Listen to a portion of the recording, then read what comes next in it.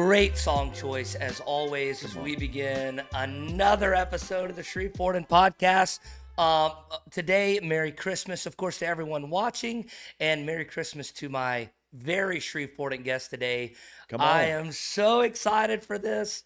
Justin Haigler is Not in as the house. excited as I am, Jay Watley. You already know this. We've been waiting.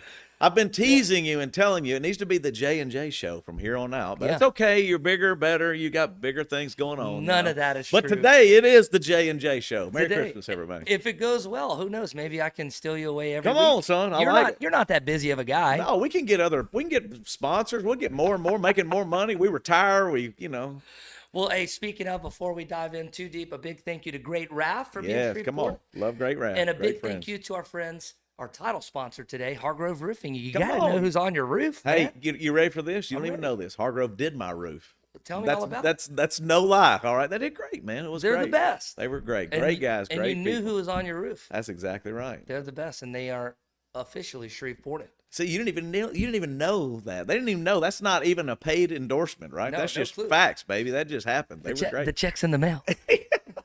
Justin, of course, you know him very well. I'm sure the pastor at the Simple Church, and we will talk all about that. But I've had the pleasure of knowing you for a while. Oh yeah. But there's still some layers to Justin Haigler that I don't know, and I'm looking forward to knowing. There's a today. lot of layers, Jay. The truth is that we don't have enough time in this episode probably to go everywhere we want to go. But I got to give you the shout out because every time I need you.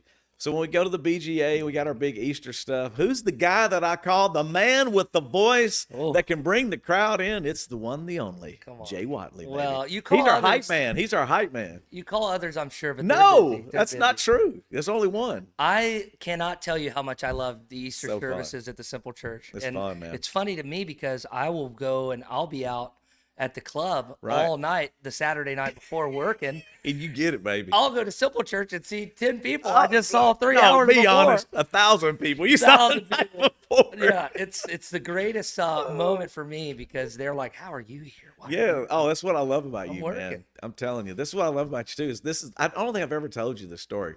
So I don't remember if it was last year or the year before. We did, we always bring him in. He's the hype guy, and so I usually get you to give stuff away or whatever it is. But this was the year that we did tracks. We ran like all songs to do with flying. Yeah. All right. So I would say, and I'd be like, Jay, he would run through the crowd and ask somebody like, all right, name the track or whatever it was. And so this, you don't know this. I got an email after Easter that whatever year it was. Yeah. They're like, and we have people who watch all over. So this was a Hawaii listener and watcher. So we have people in, it doesn't matter, New York City, all the way, wherever. And they come in there. I will never watch your services again. Oh, no. And I'm like, what? Like, what? What? What's the hater going to say or Wait, whatever? now, look at how hot I'm getting all of a sudden. What did No, I this do? is so great. I didn't say a cuss word, did I? No, that would be more me. I'm known as the cussing pastor. You're probably safe in that world. So they go, they were like, and I'm thinking like, what happened? It had nothing to do with you and your skills. You brought it like you always do. Stop. This was, I believe I can fly. And they were like, I can't believe you would Oh, play. it was an R. Kelly song. Yes, and what happened was remember you had total. We just picked all these tracks because Of course. it was dealing with it was the airplane guy who set the world If you're record. if you're gonna pull songs about flight, though, Yeah, and they you were. and have I was, to have that song. I was like, you have got to be kidding me. Like, of all the things to leave us over or be mad at, I was like, whatever, man. But they threw away all their copies of Space Jam. well, we put Ozzy. I put Ozzy in there. Ozzy, it was Yeah. flying high again. Yeah, They didn't man. have no problem with Ozzy, but man, R. Kelly. Can't we're do outta it. here. Never watch it again. Whatever. They It's all watch the good. next Yeah, week's. no, it's all good. That's why I just love you though, because you were willing to do whatever we asked you to do. I always am. I'm always, when you call, I answer because you are, no joke, one of my favorite people I've Oh, ever I met. love you, Jay. And Thanks. I can tell some stories about you as well. I remember, I hope I can tell this story well, but I was at a wedding. Mm-hmm. This was years ago. I was at a wedding outside and I was smoking a cigarette like 2 hours before the wedding. And this really cool looking dude in a nice black tie suit walks up to me and he says, "Jay Watley, Mudbugs." And I'm, I knew that you were familiar to me. Right. I just couldn't put my finger on it, but I'm just hammering the cigarette away. And he says, he's the pastor at Simple Church. I threw that thing out so fast. And Oh, man, apologize. I felt so bad about Oh, it. man. But you never once did I ever feel just an ounce or a moment of judgment No, from man. you, and I've always appreciated that. Hey, listen, here's the truth, man. Like we were talking about real quick before we came on, like with our producer, we got the grade back. You know, you got somebody here helping you out, today, Absolutely. right? So we were just talking about like I grew up where we're shooting the podcast is where I spent a lot of my time, which is downtown Shreveport, where it was Humphreys in the Square and Sports Page and all these things because most of my friends we spent all of our times on the weekends in the clubs. That's what we did. Now I'm Yeah. older than y'all. You know what I'm saying? I'm the Look, old guy. 32 is not that old, But Justin. Shreveport, really, yeah, right. Shreveport Yeah. was and is known for its music history and all these different vibes that are going down here. And that's what we were down here doing, man. We were down here knocking it out. They were, Yeah. Exit was some good friends of ours. You had Danny Orton, who's in Nashville now, writing all these great country songs for everybody. He'd be a good one to have on the show. Wow. I'll hook you You up, got man. the connection. Oh, yeah, he's from Shreveport. He's a Shreveport guy, but he's got, Tim McGraw to Dan and Shay to Reba McEntire. He's Wow. done everybody, but he was right here. I mean, we spent, Greg Fulco, a Shreveport fireman. Danny was a Shreveport fireman, but they had a great band. So we had a band called Tangent. We were joking about it. Nobody knows who Tangent is. You know what I'm saying? They're old and like, what? But Exit So was. you were in the band called Tangent. We had a smaller band, not quite as popular as Had Exit. no clue. I can totally see it. No, and this is where I love what you guys are doing, talking about Shreveport, because if you're younger, you don't know these stories. So I'm like the old dad that's telling my kids, because I have a kid that loves stuff and he's in music and movies and all this stuff too. But I'm like, hey, no, listen, Shreveport had it because back then, Exit, MTV had a thing called MTV Basement Tapes. all Okay. right? Okay. So it would be like you right now. It's you had VJs on video jockeys, right? They would play the videos, but then one time a year, everybody across the United States could make their own music video, submit them to New York in MTV. The people would vote, and then one video would win. Wow. The Nation, okay? Exit from Shreveport won. No way. Yeah, shot locally, Yeah. musicians locally. All right. And it was super, super cool. So, like, when you start thinking about those are my friends, those are our people. So it was like that's kind of how you grew up. So we had a band that was little. We'd play, you were talking about $1 Million Sandpiper. Now, if you really old school, that was like a bad club on the west side of Shreveport by old K-Tux 99 Ooh, back in the Tux day 99. when they wiped all that out. But that was Ken Shepard and all them. But Ken Shepard, all these people, had the music and cared about Shreveport, and they put a lot of love and heart into all these other things going on. Yeah. But there was such a connection to all that. So, that's what I grew up doing. That's who I knew. That's what we ran with. Well, I can't wait to dive into that with you because that was certainly on my mind. Your services at Simple Church are unlike anything you'll see anywhere else for the great reasons. Yes. But you always, at least from my perspective, there's always a music twist and a Yeah. music tie-in, and I think that's really cool and creative because no one really does that, and you do it so effortlessly. Yeah, and I think it goes back to it's kind of like when you grow up in church, for example. Okay, so a little history on church because we'll get there. I grew up Catholic and Baptist, so that's why I'm really screwed up. All right, so my grandparents were Catholic, my parents were Baptist. All right, so we were confused, That's and then great. like my grandparents, we would spend time with them in the summer, so we'd go to Catholic church, and then my parents were trying to figure it all out. They didn't know what was going on, so they were in and out. And I had friends in all these other churches and stuff. But if you're in the South, I mean, you kind of know people go whatever. Yeah. But I never liked any of it. Okay, so if you grow up in those environments, it was just like, oh my God, I didn't like having to wear the right clothes. I didn't like having to play the game. I didn't like be there on all the time. music was jacked up. I mean, it was just they didn't Organs. really there was just a lot of things that when you're young, you're like, I just don't know, man. Long, boring, whatever it was. So fast forward to like, getting Simple Church started. It's a crazy thing, but when you have a chance to do it the way you want to do it, it's kind of like when you get to do a podcast the way you want to do it, or a career or whatever it is. You go, hey, I'm going to do it a little bit different. And the way that we do it different is by using things in culture and the things that we all love and like. Yeah. And then try to pull a lesson out of us. Whether that's like now we're doing Christmas at the movies. I mean, we're wrapping up right now. And so we brought all the great movies out. But it's clips from the movies, it's stories from the movies, it's behind the scenes, it's whatever it is. And then you try to have a lesson that makes your life better and make better choices or, hey, man, improve, your quality of life. Well, these great pieces of art were made by people that were sometimes to make you laugh, sometimes to make you cry. There's a lesson in there, and you go, man, when you're an artist and you know how to do that, then you can use that tool to turn around and help other people look at themselves in a different light. And for me, you just combine scripture with it, which is also a beautiful piece of art, lasted thousands of years, has a lot of great things to learn from it. Hadn't got them all figured out yet, still not great at it. But you can pull these resources and put them with things in modern culture that sometimes people are like, you can't do that. But then you put them together and you're like, man, I really got something out of that, or that moved me, or that, sometimes like this past week, I pull even It's a Wonderful Life as the closer. People are crying when they're leaving. I'm like, and I had to tell them, I've never even seen the movie. I'm being honest. I've only seen clips, man. It was just too old for me. But I saw The Family Man. All right. Nicolas Cage. I mean, it's a old school family movie, but it was about this guy on the pursuit of trying to figure it all out. It's a great movie. I pulled 4 clips from that to teach the point, to make the points. Well, that's where people are like, man, I finally can understand it, or I get it. And that's what's cool to me is that, you can use, whether it's modern music, modern movies, to combine the scripture and help people get better, This is about to be a killer podcast because we're going to dive in so deep. And I'm glad that we're just scratching the surface now. And you did reference him. I just wanted to give some love. He kind of bailed me out today. The toe is absent today. I didn't get to meet the holidays. It's probably a good thing. He wears a robe, and that's all right. I'm good with the toe if he needs to be.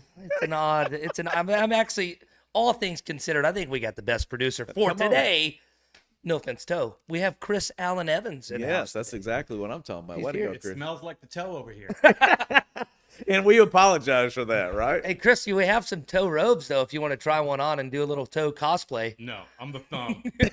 Thumbs down. Alan Evans, of course, in my opinion, the best radio DJ of all time in the history of Shreveport, Louisiana, the Kissin' Bandit.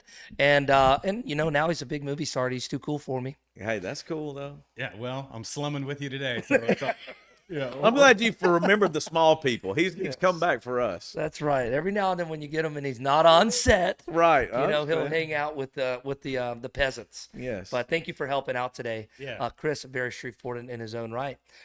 So we are going to talk about the Simple Church, and I know you guys are doing a lot of really cool and new things, maybe things that you have announced or pseudo-announced or on the horizon. Yeah. So we will get into that, but I would love to know the very beginning of Justin Haigler. I know we talked a little bit about religion when you were younger, but were you born here in Shreveport? Okay, so born and raised in Shreveport. Okay, most of my life was here. I only had one little stint in Nashville and then moved back. But I was a part. When I say this, it's West Shreveport. So I grew up at Werner Park Elementary. Like if anybody knows, I saw Werner Park recently got closed down or whatever. But that's kind of where we started. My family, my dad was just blue collar. My mom blue collar. Then he worked for Western Electric, which was then AT&T. Okay. So then when he got that job, we moved on up, man. We moved to Southern Hills. Moving on up. He wanted to be closer to his work and all that kind of stuff. So then I went to Summer Grove and then, Ridgewood. And then I got bused to Oak Terrace in the 80s, which this is a whole nother time, which most people don't know that's been in Shreveport. So we were in South Shreveport, then Southern Hills, and I could walk to Ridgewood. But then there was my 8th grade year, they bused us all the way back to Oak Terrace, which was on the, whole other side of town, which that was integration. They were still working on that in the 80s, which is kind of crazy. Yeah. So then I moved back to Southwood through my high school years. Okay, you went to Southwood. Yeah, all Mr. Right. Southwood. Ooh. Cowboy. I was the mascot cowboy. Like you're going old school, I didn't know we were bragging. Yeah, like, hey, you got to give some mad, credit. Southwood, baby. It's some Cowboys. Yeah, man. I went to Southwood. Did you? For 2 days. Yeah. I went to Southwood for 2 days, man. I did not know They that. pulled me out of there. They said, you're out of here, baby. This ain't going to work. Right. Yeah. Then I went to Evangel from there. But, I had 2 days of Southwood under my belt. So, technically, I think I'm an alumni of Yeah, you are. Yeah, right? Cowboys forever, man. We're in there. Blood. I got the Cowboy blood. Orange and blue. Shoot, I'm trying to coach their football team. They can't get a win. It's sad. They hadn't won in like 10 years. Back in the day, they had a football team. You want to talk about Shreveport, like famous Stan Humphries, quarterback for the Chargers. All right, it's Southwood guy.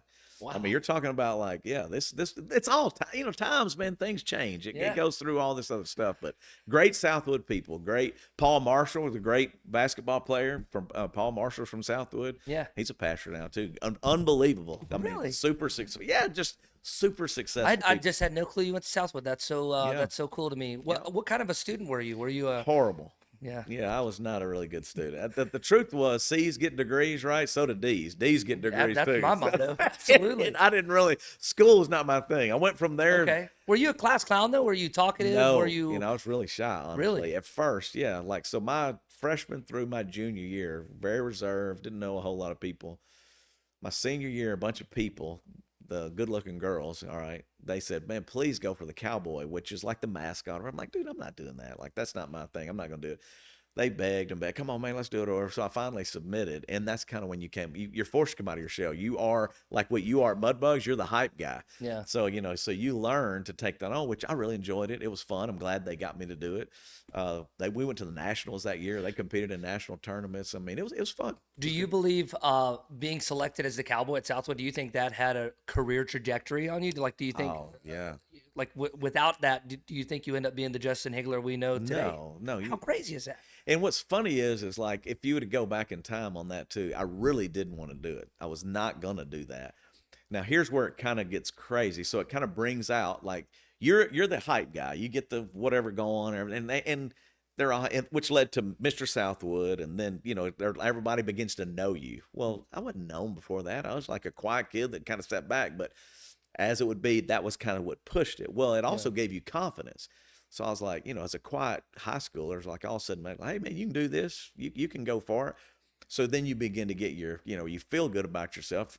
So I graduate high school. This is kind of crazy. I'm working at Putt Putt Golf and Games, South Shreveport. Love Putt Putt. Okay, it was the place. Bring man. it back. Yeah. Please. That was Is that the one on Mansfield Road? It was Mansfield Yeah. Road, where Tilly's is now. Yeah. Tilly's mobile home. But anyway, that was where we were. All right. So I'm working there. I go there. The guy that owns Putt Putt is opening some new stores. Okay. So, and I'm like, he goes, hey man, you're graduating. Would you come work for me just till we can get these stores open? And I'm getting my confidence now. I'm like, okay. Yeah, what are we doing? He's just like, we're going to open Gadzooks all across the South, and I'm like, man, what's Gadzooks? He's like, man, it's going to be this cool store. It's going to be the place everybody's going to be, but let's just start with like Texarkana. I can't remember if it was Texarkana or Longview. And as like a young guy, Well, so how did you know this guy? he owned Putt Putt. And His name is Lee Bricky. I so mean, you if he's work- still around, I don't know where he is. I haven't talked to him in years. hey Lee, how you doing, brother? I mean, Bring Putt Putt back, man. Yeah, he was a great guy. So you worked there though, and you developed that friendship. Like he trusted you. He wanted. I don't know if you he saw something in me or because I had my confidence, like where I was a little bit more, hey, I'm willing to go do it. He was like, hey, man, are you willing? We would go in, remodel the store. We would take in it. We'd go in the mall. Back then, the malls were where it was at, right? You'd go in and remodel the store, hang all the fixtures, merchandise the clothes, hire the staff, and move to the next location. Yeah. Dude, it was the bomb, man. And they were paying in cash. How too. many So locations- it's like, hey, man, there's a little cash on the side. You're like, and you're young. I mean, I'm Yeah. 18, 19 years old. You can go, you got your confidence, man. You're living the dream. What was the name of this place? Gadzooks. You're talking before we went live, and Chris Allen Evans, our producer today, Oh, he knew. he knew all about it. Tell me about the Man, store. that was the place to go shop. Was Gadzooks. Yeah. I bought all my jams. Yeah, you from jam. Gadzooks. Yes. With the long shorts. Yeah. We just call them jams. And shoes and everything on the wall. You just go look at it. And Oh, yeah. They were cool totally socks awesome. before graphic socks were cool. Yeah. Like, they had everything. totally inappropriate stuff. Yeah, too. of You know, course. it was. I mean, we had all If it kinds was of appropriate, things. it wouldn't have worked. Well, we had like bikinis were big. We sold a lot of bikinis. All right, I'm telling you, man. Hey now. And you won't believe this, I'll but they believe it. actually had a bikini back in the day. Okay. All right, that had a inflatable device No. built into it. So before there was a push up, no, this is true. You would go in and you had to push this button, and all these girls, everybody wanted to come in there to get there. You only had like Dillard's, which Yeah. was kind of like your mom's place to shop for a bathing suit, Right. or Gadzooks. Dude, it was slammed. I'm talking about we had bikinis. You had everything that was new technology. You had skateboards. So Yeah. Pal Peralta, you had Vision skateboard. I mean, you had everybody. It was when we opened the one in Bossier, so we eventually opened a store in Bossier too. That's where I ended up managing. I came back. We opened all ours. I came back and managed that store. Built a half pipe, brought in the skate teams. I mean, I'm talking about like when you see Tony Hawk and all that. Yeah. This was it. That was where you bought your Tony Hawk skateboard. See, now I feel like I remember that. I Oh, it feel was like I there. remember It the was the half only pipe in place. Bossier. We only did it for like exhibitions. So they Yeah. would bring in Pal Peralta to the team, Tony, Steve Caballero, whoever it was. They'd come in and do their stuff. Skateboards and bikinis. Skateboards and mechanics. I That's made the- my living. Everybody's like, "Yeah, where you come from?" Well, And then you got to add bars because this is a random. We're going all over because we only got an hour. That's what we do. We could come back. This It's podcast is ADD. actually 5 hours long today. Right. Thank you to Hargrove Roofing for making it Yes, possible. thanks, Hargrove. Okay, so you're selling bikinis, you're selling skateboards, you've opened all these stores, all right. Well, now, okay, I go to, which was called Vertigo. There was another club in town called Vertigo. So one of my good friends from Southwood, didn't know him well, but knew of him. Yeah. I see him on the dance floor. He's in the club. He's dancing, and I'm like, I hear he's opening a band. I hear he's got this band started. I've never sung a note in my life. I've never been anything. This is the true next, trajectory. It's changing everything. And I look at him, and for some reason, I'm like, hey, dude, I'm going to sing in your band. And he was like, dude, come on. That's sing. so cool. So I walk up to him. They were on the club dance floor dancing. So he goes, meet me it's the South Shreveport. There's a Johnny's out there. Smitty's Pizza, by the way. We need Smitty's as a sponsor. We need Smitty's is the best pizza. I don't even want money. Just the pizza. It's Smitty's, man. They're opening. It was kind of in that general area. There's a Johnny's right there, another great one. Yeah. Johnny's Pizza. We don't mind sponsor. We like Johnny's too. Sweep the swamp. Wait, Whatever. What is it? Yeah, What that's is it. it? Sweep the Is that swamp. it? Yeah, Sweep the kitchen. and sweep the swamp. Yeah. They do. Yeah, the other one. Love that place. So we just want pizza sponsorships. We just want pizza. You got a beer sponsorship. Yeah. You need pizza. It doesn't What am I matter, supposed right? to eat with Yeah. this beer? All right. So you go. See, ADD. so we go there, and he goes, there's a storage unit over there right there between Johnny's and Smitty's. And he's like, we're going to practice in there. You come in, you try out, you make it, you go. So I come in and never sung a note in my life. It's all Shreveport guys. When Jeff you say that, Gibson. do you mean in public? I mean, surely to try out for a band, it's around real. the house in the shower, are you singing? What's funny? I don't remember any of that. Yeah. I guess you think you can, maybe like you're in the car or whatever. But Yeah. but what happens is like this is the '80s, okay? So MTV music is everything. Mm-hmm. Like really, it is everything. Like when you're a radio guy, so what they say, video killed the radio star, because at that time it was like you had the radio. But then when MTV came out, man, there was no DVRs. There was no way to record. You had to hang around the TV to catch your latest video. Wow. So it was influencing all of I us. wish there was a way to get back to that time. Dude, though. it I mean, was it's just so So genuine. and awesome, man. I mean, I'm telling you, Yeah. just hang out and be like, did you see ZZ Top video or Van Halen's video or whatever it was? Like you had to sit around and wait and watch. So you loved music though at an early yeah. age. You just wanted to pursue singing in that moment. Something just came over you, and you said, Yeah, I was hey, like, hey, man, I'm going to go for it. what did you sing in your tryout? I'll never forget it. I could hit it. love Go ahead and hit the track. Broken Wings, right? Yeah. Mr. My first song ever. And it was kind of slow because I had to make sure I could get there. I was like, hey, man, let's make sure we hit it, you Yeah. know? And so we get through it. And they're like, dude, you're hired. You're No in. way. So I'm like, oh, God, like, what do I do now? So then they're like, hey, we're starting to book these clubs. And you end up doing, it's still the same. You do 3 sets, you go 10 to 2. So you do 3 sets, 4 sets of music with a little break Yeah. in between. So you go hours. So that's what we did. And Exit. How old were you at that time? Oh, young, man. Like, early 20s, late, Did you teens. leave Gadzooks? Oh, no. This was a gig on the side. Yeah, a little- cuz you had, little you extra, had to make that. little funny money. If anybody knows about extra gigs, you know, Jay, Hey. how many weddings have we done together? How many? Yeah. It's like wherever you can make a little extra. I've never seen a gig that I said no to. That's right. It's like, and yeah, by the way, let me brag on him. I've never paid him. He's never paid to do anything at Simple Church. He's always like, no, man, don't take it. Would never. I accept know. that. I'm just bragging on you, bro. You don't ever take Yeah. anything. Never. So anyway, so we go and we get out there and we start playing. And my good friends, there's a guy named John Compton. He played bass for Exit. He lived in the same neighborhood as us. That's where the music love started, because when I was underage, 16, 17, back in the day, we would sneak into Humphreys and I would listen to, Exit. And then John would get occasionally inebriated to the point where he couldn't drive. So at 16 and 17, I would drive him home at 2:30 in the morning. And so, I was always like getting him. I would go out. We'd go get in the clubs or whatever. He'd play. Yeah. Then I'd be like, hey, I got you. I would drive. He'd go, I'll get you in. And you felt I can imagine that felt awesome to be that guy. To be the no, driver, it's to like, be, dude, he's to be in. Oh, it's just because they were the band too. When you talk about a band in Shreveport Bossier, Exit, it's like A Train. There's so many great bands that come out of Shreveport, but Exit was my band of our generation. They played everything and everywhere. I mean, Champion Lake. You want to go old Shreveport? Yeah. How about Champion Lake? Lake when we do outdoor concerts at Champion Lake where they had slalom skiing. Do you even know about Champion No, Lake? I've never heard it. Never heard Oh it. my God! Bring somebody in Shreveport on here. Champion Lake was like, and it should still be there. Yeah. It What was- happened to it? Yeah, I don't know. I guess they just shut it down, man. It was Greed. where It's always greed. yeah, they had slalom ski competitions out there. Look it up. It was like the place to be. All the rock shows, like you would bring in outdoor concerts, you would bring in, you know, they had a bikini contest out there. They had all kind of stuff going back there. That was Champion Lake was the place Yeah. to be. But all of those guys were playing all those things. When you're young, you want that. You're looking up to it. You're like, man, I want to do that. I'd love to be able to do it. So then I had the opportunity. Yeah. You go for it. Then we're opening up. Well, can I just just to go back just a little bit, and this at any age, at what point in your life did you have an idea of what you wanted to be? Like, you know, like when you're a kid, you want to be this. Like, I always wanted to be a fireman. And Yeah. never worked out for me.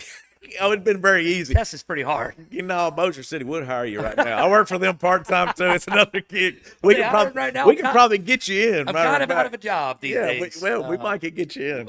At what point, maybe the earliest in your life, did you have an idea of what you wanted to be? You know what's crazy about that? If I think back, you know, I thought I wanted to be like every kid, a baseball player. I played baseball coming up. I was going to do whatever. Yeah.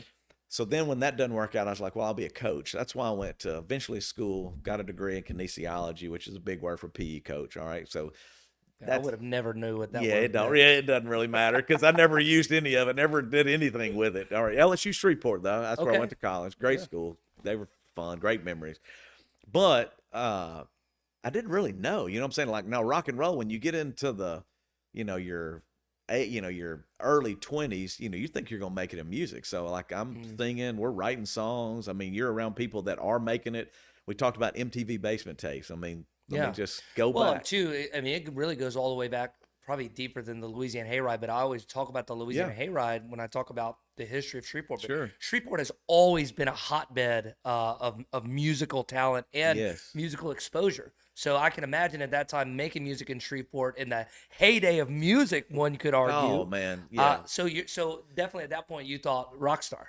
How long was your hair? Yeah. Oh, I had long hair. Bad mullet, man. Really. Put that, It was the hey, Chris 80s Allen mullet. Evans, put that picture up. Chris on the Allen, screen real quick. did you have a mullet? What was your hairstyle? Because Oh, you're I had a mullet recently. Yeah. No, I had the spike on the Yeah. right there, the spike on the side. yeah, I understand. Yeah. Love See, that. mullets were, you went long and then it went mullet, and that was Duran Duran and everybody else. I mean, it was a different time, man. But hold on, let me go to Yeah, one. let's This go. is Shreveport Insider. Great stuff right here. This is why you tune into the Jay Watley podcast. Yeah, the J&J podcast. That's right. It's J&J, baby. You're Every bringing week, it. we You're just bringing it. rebranded everything, and this will be. I hope you're free next Yeah, Monday. all right, but this is a big one, all right, because these young Okay. people listening don't understand. MTV was the iconic 80s thing, all right? You had local radio, Tux 99, Ken Shepard, all these guys. That was great. Yeah. But you really couldn't get your stuff played on that. So in other words, if you're a local musician, they're not playing local tracks on that. No. So MTV, very smart, very wise, came up with something called MTV basement tapes. And local bands across the U.S. could record a music video because it moved from radio to video. Yeah.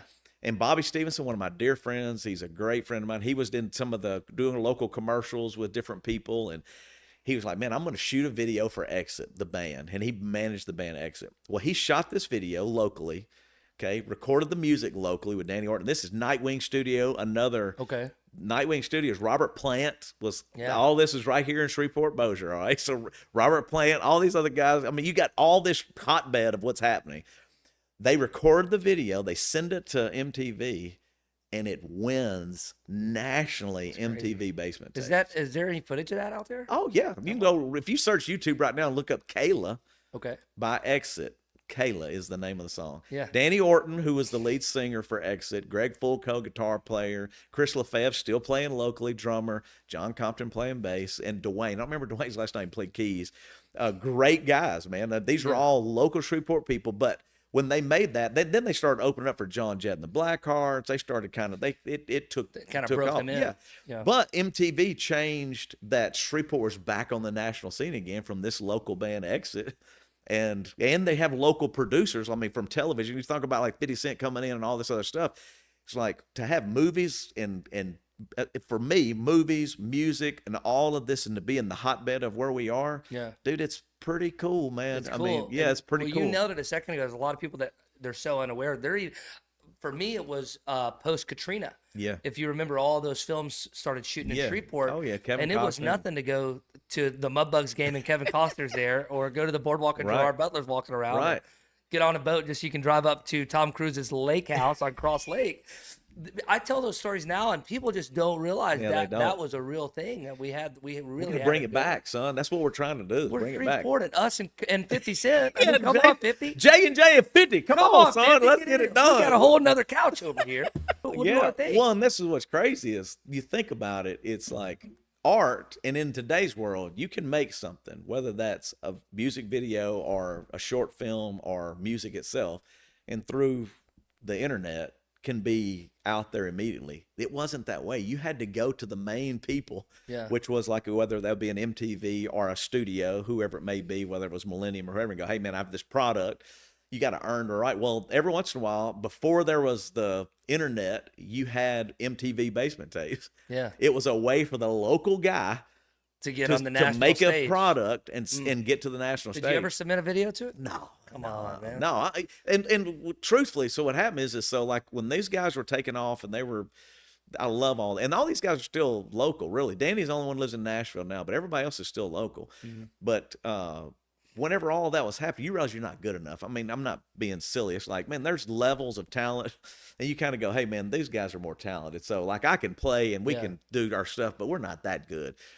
But at the same time, you're going, I'm still going to try to pursue it. And that's why I left to go to Nashville. We went and we That's true. we pimped our product, as we like to say. We were out there going like, hey, here's our CD. Here's our, what we back do, then it was man. cassette, man. It was like, hey, we literally door to door knocked. What's that? What's a cassette, they say? Yes. Yeah, they don't know. You were door knocking in Nashville selling cassettes? Yes. Well, we actually, Meadow Green Publishing Company. So me and another guy from Shreveport named Alan Smith, we eventually left the bars.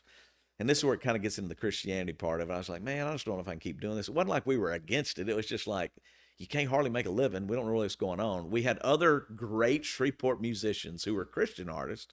So they were living in Nashville, but they were Roscoe Meek, an incredible guitar player, one of the best guitar players out of this town. From here, moved to Nashville.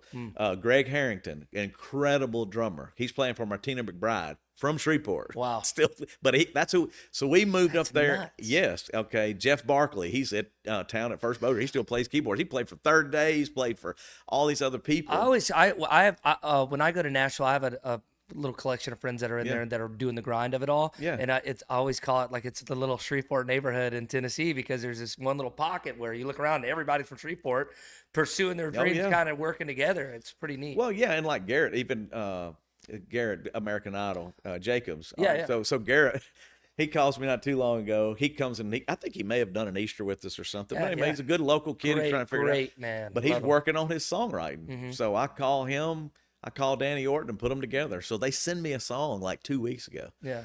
Garrett and Danny have gotten together. So you got the older That's generation so of Danny cool, Orton. man. Garrett has no idea who he is. Yeah. And so Danny calls me. He's like, man, this is pretty cool, bro. Like, so they're writing music together. And He's Garrett, so talented, oh, and Garrett's too. like, dude, well, and like Danny Orton, he left from Exit. You're talking about Tim McGraw. He's written for Tim McGraw, Reba McEntire, Chicago. All right. Yeah, I could go down the list. Dan and Shay.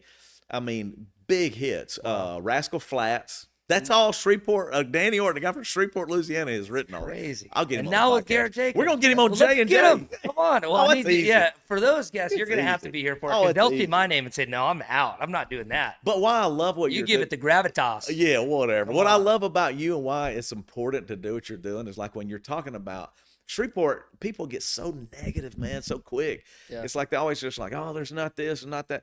Dude, there's a lot of great things. There's a lot of great people. There's a lot of great art. There's a lot of great accomplishments and things we should celebrate. And so what Yeah. I love about what you guys are doing is like, man, focus on the positive, man.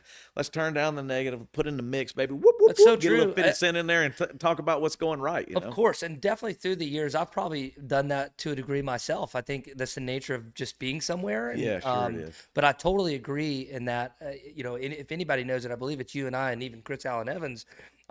Even like the film scene in Shreveport, it's sure. insane. It's Yeah. it's mind blowing. But you know, I am out. I do see all the Yeah. all the things to do. So I think that's probably the one thing that drives me the craziest is people say I gotta get out of Shreveport. There's Right. nothing to do in Right. Shreveport. But there's a ton of stuff to do, and Well, it there's a goes lot back of to- Shreveport and activities. And it goes back to there has to be something here in the fact that the people that have come from here and that have been successful. So like when you go back and look at the track record of there's so many people that either come through or born and raised here or had some influence. I mean, you go a long way back. Yeah. I mean, it doesn't matter if it's James Burton. You can go back even before that, Hank Williams or whatever. You can go to Elvis. Then you can start Well, going Elvis, to modern I mean, stuff. Elvis was failing Yes. until he played the Hayride. Right. The Hayride is what catapulted him. And seeing that's before my time. Obviously, I'm old, but I ain't quite that old. You know what I'm saying? But like to know that I'm in the town Yeah. where that was and that municipal is there. So like the church, just go back to Symbol Church real fast. When COVID hit, we took over municipal for the entire COVID time because we didn't have anywhere to meet. And you couldn't we didn't do audiences. We filmed everything. We did it all by video. We recorded So what everything. was that like for you to be Oh, in that that was building? great, man. It's so cool. Did you What's see so any funny? ghosts? Yeah. Oh, you know, there's some funny ghost stories in there. So when not that we personally saw, but we even made on our YouTube page, we made a whole Ghostbusters thing on it just to have a little fun with it. So there's a Ghostbusters and we filmed it municipal, which is kind of fun. Yeah. But what was cool about it is that you're in the place that is underappreciated, undervalued. Many times we walk by it, we go by it, but you don't. But when you're in there on a week in, week out basis, you kind of go like, man, this is really where it's at. And there's a lot of hardworking guys and gals behind the scenes keeping it open, whether that was keeping it clean, keeping it functioning, Yeah, and that it's never an get old any building. credit. Like, and you go Right. like, man, how cool is it that that's in our town? And then when we were doing some stuff with James Burton, like when he had the guitar festival here, and we would support him and help him with that any way we could through Simple Church. You know how you got people to come here is when you're going, we're playing municipal.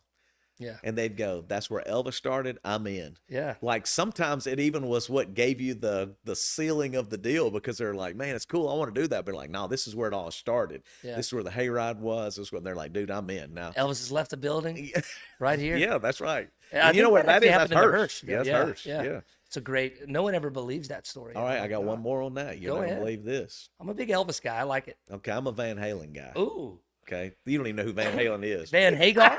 You don't even know who Van that- Halen is. All Is right. that a band from Wayne's World? All right, but let me just take it. This is back to the music connection. Van Halen would rent the Hearst to practice before they went on tour. I believe that. They would come in.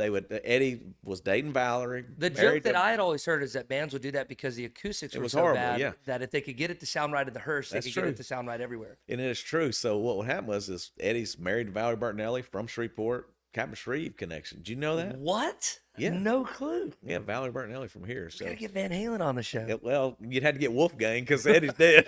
Alex, I don't know. He's got a book out. Maybe he'll do it. Maybe he'll come we'll in and get do him- your book. We'll get him in. But what was cool is when we were kids, now this is high school, we would go, I hear Van Halen's in town. This is the 80s, bro. Yeah.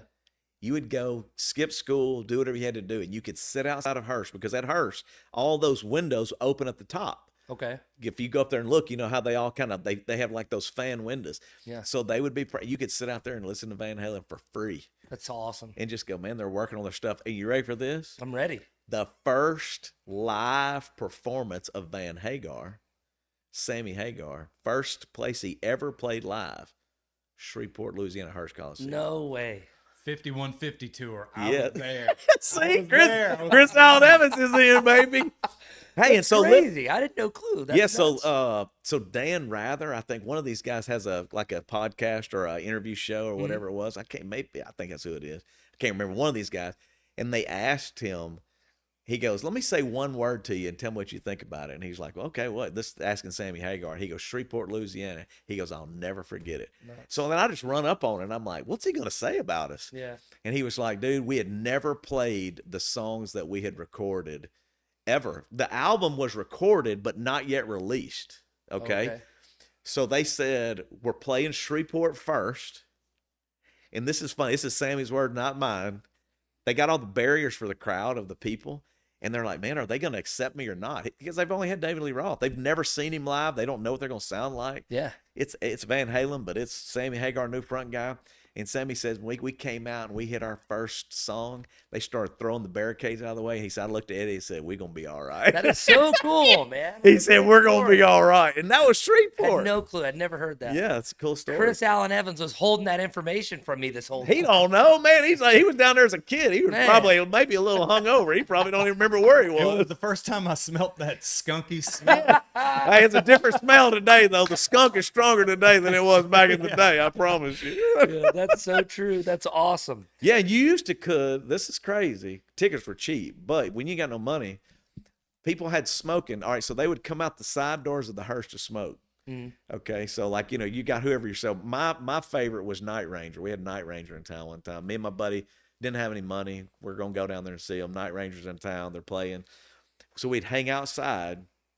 When people would come outside to smoke, you'd run past them. And you could get to the floor, and if you got to the floor, and the security could never get you. So everybody from Rat to Night Ranger to Van Halen, you could go see anybody for free if you were fast Just enough. get in there. Because they'd open the doors, crazy, come out man. and smoke, man. It was like, that's the way it was. I knew that we would talk about music a lot because You I didn't know me this much. just knowing you, I know how important Right, it is yeah, to you. sure. And if you're around you for 5 seconds, you know Yeah. how knowledgeable and passionate you are about Yeah. music. But this has gone far and beyond. So I do want to get into the next chapter in your life. Yeah, well, yeah, we could get there. Before we get there, just a quick word Sure. from our friends at Hargrove Roofing. Ho, ho, ho! It's me, Santa Claus. And I am Danny with Hargrove Roofing. I traveled the entire globe in one night delivering presents to all the children. And I fix roofs. I've been on many roofs, See, we got something in common. hundreds of millions of roofs, Maybe not. with my magical flying reindeer. You actually cause a lot of damage to roofs. and Dasher we have to and clean it up. Dancer, So maybe if you could just be Prancer and Vixen, better about the landing. Comet and Cupid. It's not getting it. Once again, thank you to Hargrove Roofing, our friends. Certainly Shreveportant, and they are our title sponsor here on the Shreveportant podcast.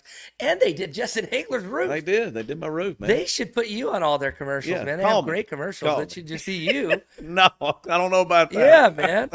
But you could sing. You could go back to your band days and belt It's been it a little long bit. time. I mean, How long has it been since you were the front man in a band?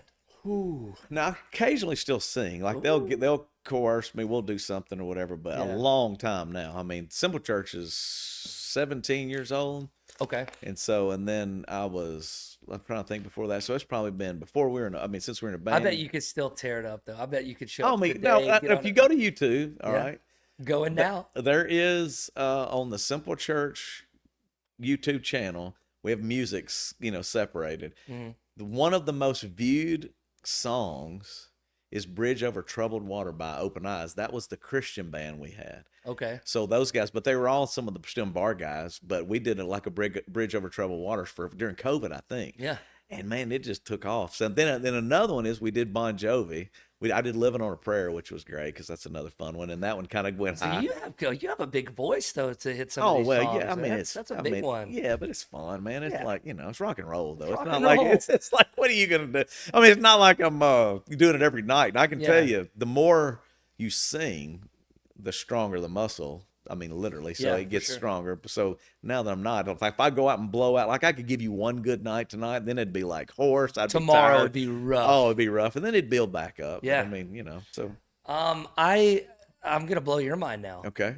A little fun fact that you don't know. I like it, Jay. I Bring it. was- That's why J&J is in business. I was a Christian rapper once upon a time. No, you were Millions of views on YouTube. I traveled the country and did shows. No, you did not. I did.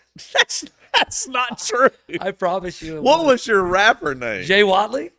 Yeah, boy. Hey, brother. This is too much. I knew this would blow your mind. Was but, this what decade I'll tell are you, we in? this is 2000. This is late 2010s. No, early 2000s. This is too like much. 2008, No, 2009. this is Yeah, too much. this will blow your mind, man. I was running the studio at Why are you laughing? It was Because really number good one, I stuff. just don't see you as a rapper, man. That was Jay Watley, weird, the It was a rapper. weird time in my life, man. I really did love it. I ran the recording studio at Shreveport Community Church. Yeah, okay. So they would do whatever they would do. Yeah. I would produce it, and then I just started rapping. They had other local rappers Right. that would get on, and they'd need a verse or here or there. So I started doing it like that, and then started putting myself on YouTube, and it really just started blowing up. I And, gotta go find that, man. yeah. Jay Watley, the rapper. So Jay, what was can one you of your? drop any bars? no. Yeah, I mean, can you go ahead and bust a rhyme right Would now? never, would you need never a do beat? it. Would never do it. Chris No, but Allen Evans gonna throw down the beat for you, so we can go ahead and get some. I still had my young voice too, so it was. Hey, I was a Christian beatboxer. If you want to get something going, Were you? Wait a second. Listen, You guys are you killing can me, look man. it up, man. This It is was too a different much. time of my life, and I had just met the mother of my children Okay. as the rap stuff kind of started to hit.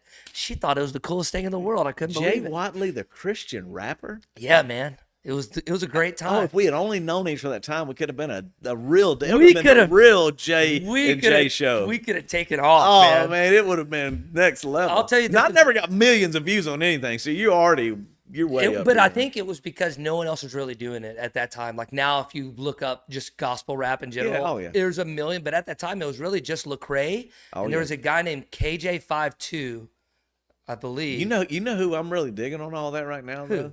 Jelly Roll, man, is Jelly Roll is he is flat amazing. killing it, bruh. Wow. I saw him in New York at Madison Square Gardens. Mm-hmm. Unbelievable. Came back, saw him here, BGA. Unbelievable. Yesterday, I think Bunny posted something on her socials or whatever, and he was like, Bunny said, the reason I said, because you'll get this, she was like, I can't believe it, but he came to me and said, what would you think if I became a pastor? And she was like, I told him, give me a minute, because I had no idea that this is what he He'd was be an thinking. amazing pastor. He really would be. Amazing. I'm like, I'm down with Jelly Roll, cuz. Wow. Again, And I bring it. don't know. I've probably been wrong before, but like doing the meet. and greet- Probably. Well, I'd really have to think about it. I mean, I've probably been wrong about this. Oh, okay. I've probably This is got good. this wrong, but I felt like I'm a relatively decent judge of character. Yeah. And doing the radio for so long, we would do all the meet and greets Right. when these artists would come to the Brookshire Grocery Arena or the Right. Century Tel or wherever. And for the most part, most of them are pretty cool. Some Right. of them are horrible, Right. you know. But out of all of them, Jelly Roll, his most recent one at the Brookshire Grocery, was my first time I ever met him. And you know, these meet and greets, you're shuttled in like cattle. Yeah. So the artists, like the good ones that really get it, they'll just it's not that they go out of their way for you or they Right. talk to you longer than anyone else or anything like that. They just make a genuine, real You Connection. can feel that connection. Some of them don't even try, you know.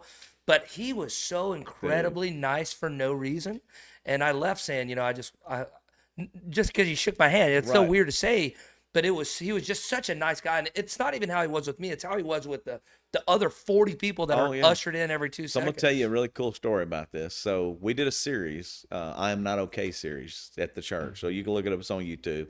Very successful series. But the reason why is I go to New York. Okay, I see the show. I don't know what I'm going to. We're just going to New York for Tunnel to Tower runs, which is a cool run for first responders, and we take people up there, and it's all about 9/11 and just a cool thing to do. So while we're there, everybody's like, "Hey man, what are we gonna do?" And I'm like, "Man, I heard Jelly Roll and tell my wife, beautiful wife Angie, way over my head." Oh, I can't wait to talk about how you and Angie came Oh to God, be. that's a whole nother hour. That Hey. that literally is a crazy cool story, but we'll get in that in a minute. Yeah. So my beautiful wife, she goes, I just want to see Jelly Roll. So I go on. I mean, I'm buying tickets. I'm like, let's go. So we go. No exaggeration. We get to Madison, we get to New York. I got a handful of friends. We have watchers in New York. So they go, hey man, if you're coming to New York, let's go together. Yeah. I'm like, meet me at the door. We'll all go together. So we all go in. It's like it's a private show. They give us to this entrance. It's not like anything I've ever seen. Nobody's in line. And I don't understand the New York culture because I'm not from there. So I go in. We go in. There's opening acts. Don't really get into them. They're okay. Yeah. Okay. But when that show starts, I turned to my wife and I was like, something different going on here. And she was like, no, I feel it too, you know. And I'm telling you, I think they do Morgan Freeman's voice is how it kicks off. I think the beginning of it is a voiceover with Morgan Freeman, and you're in a safe place tonight. If you're needing healing, you've come to the right place. Yeah. If you're, I mean, dude, it is like That's this. cool. It gives me chills thinking about it. Now I'm Yeah. like, dang. And then he kills it. He breaks out, and while we're in New York, Posty comes out. So he brings out Post Malone, Busta Rhymes. Because he Wow. sells out Madison Square Gardens the first time ever in his life. Yeah. It's just an amazing show. I mean, That's it cool. really, really is cool. So I'm telling everybody about it. 'Cause I'm Where, like, when you're watching that show, is your brain already turning and like? oh, I knew bet right that's- then. I was like, oh, I'm going to do a series on it. Yeah. I mean, there's no doubt. Because to me, and you'll know this in music or in whatever art, but particularly when it gets to music, songs are a part of your soul. Like, it's things that are inside of you that you work to the place where you want to tell publicly, or some songs you may hold, you go, dude, I'm never letting that get out. Yeah. because it's such a place for you, like whatever's going on in your life. What I love about Jelly Roll is he is at a place, there's no real BS.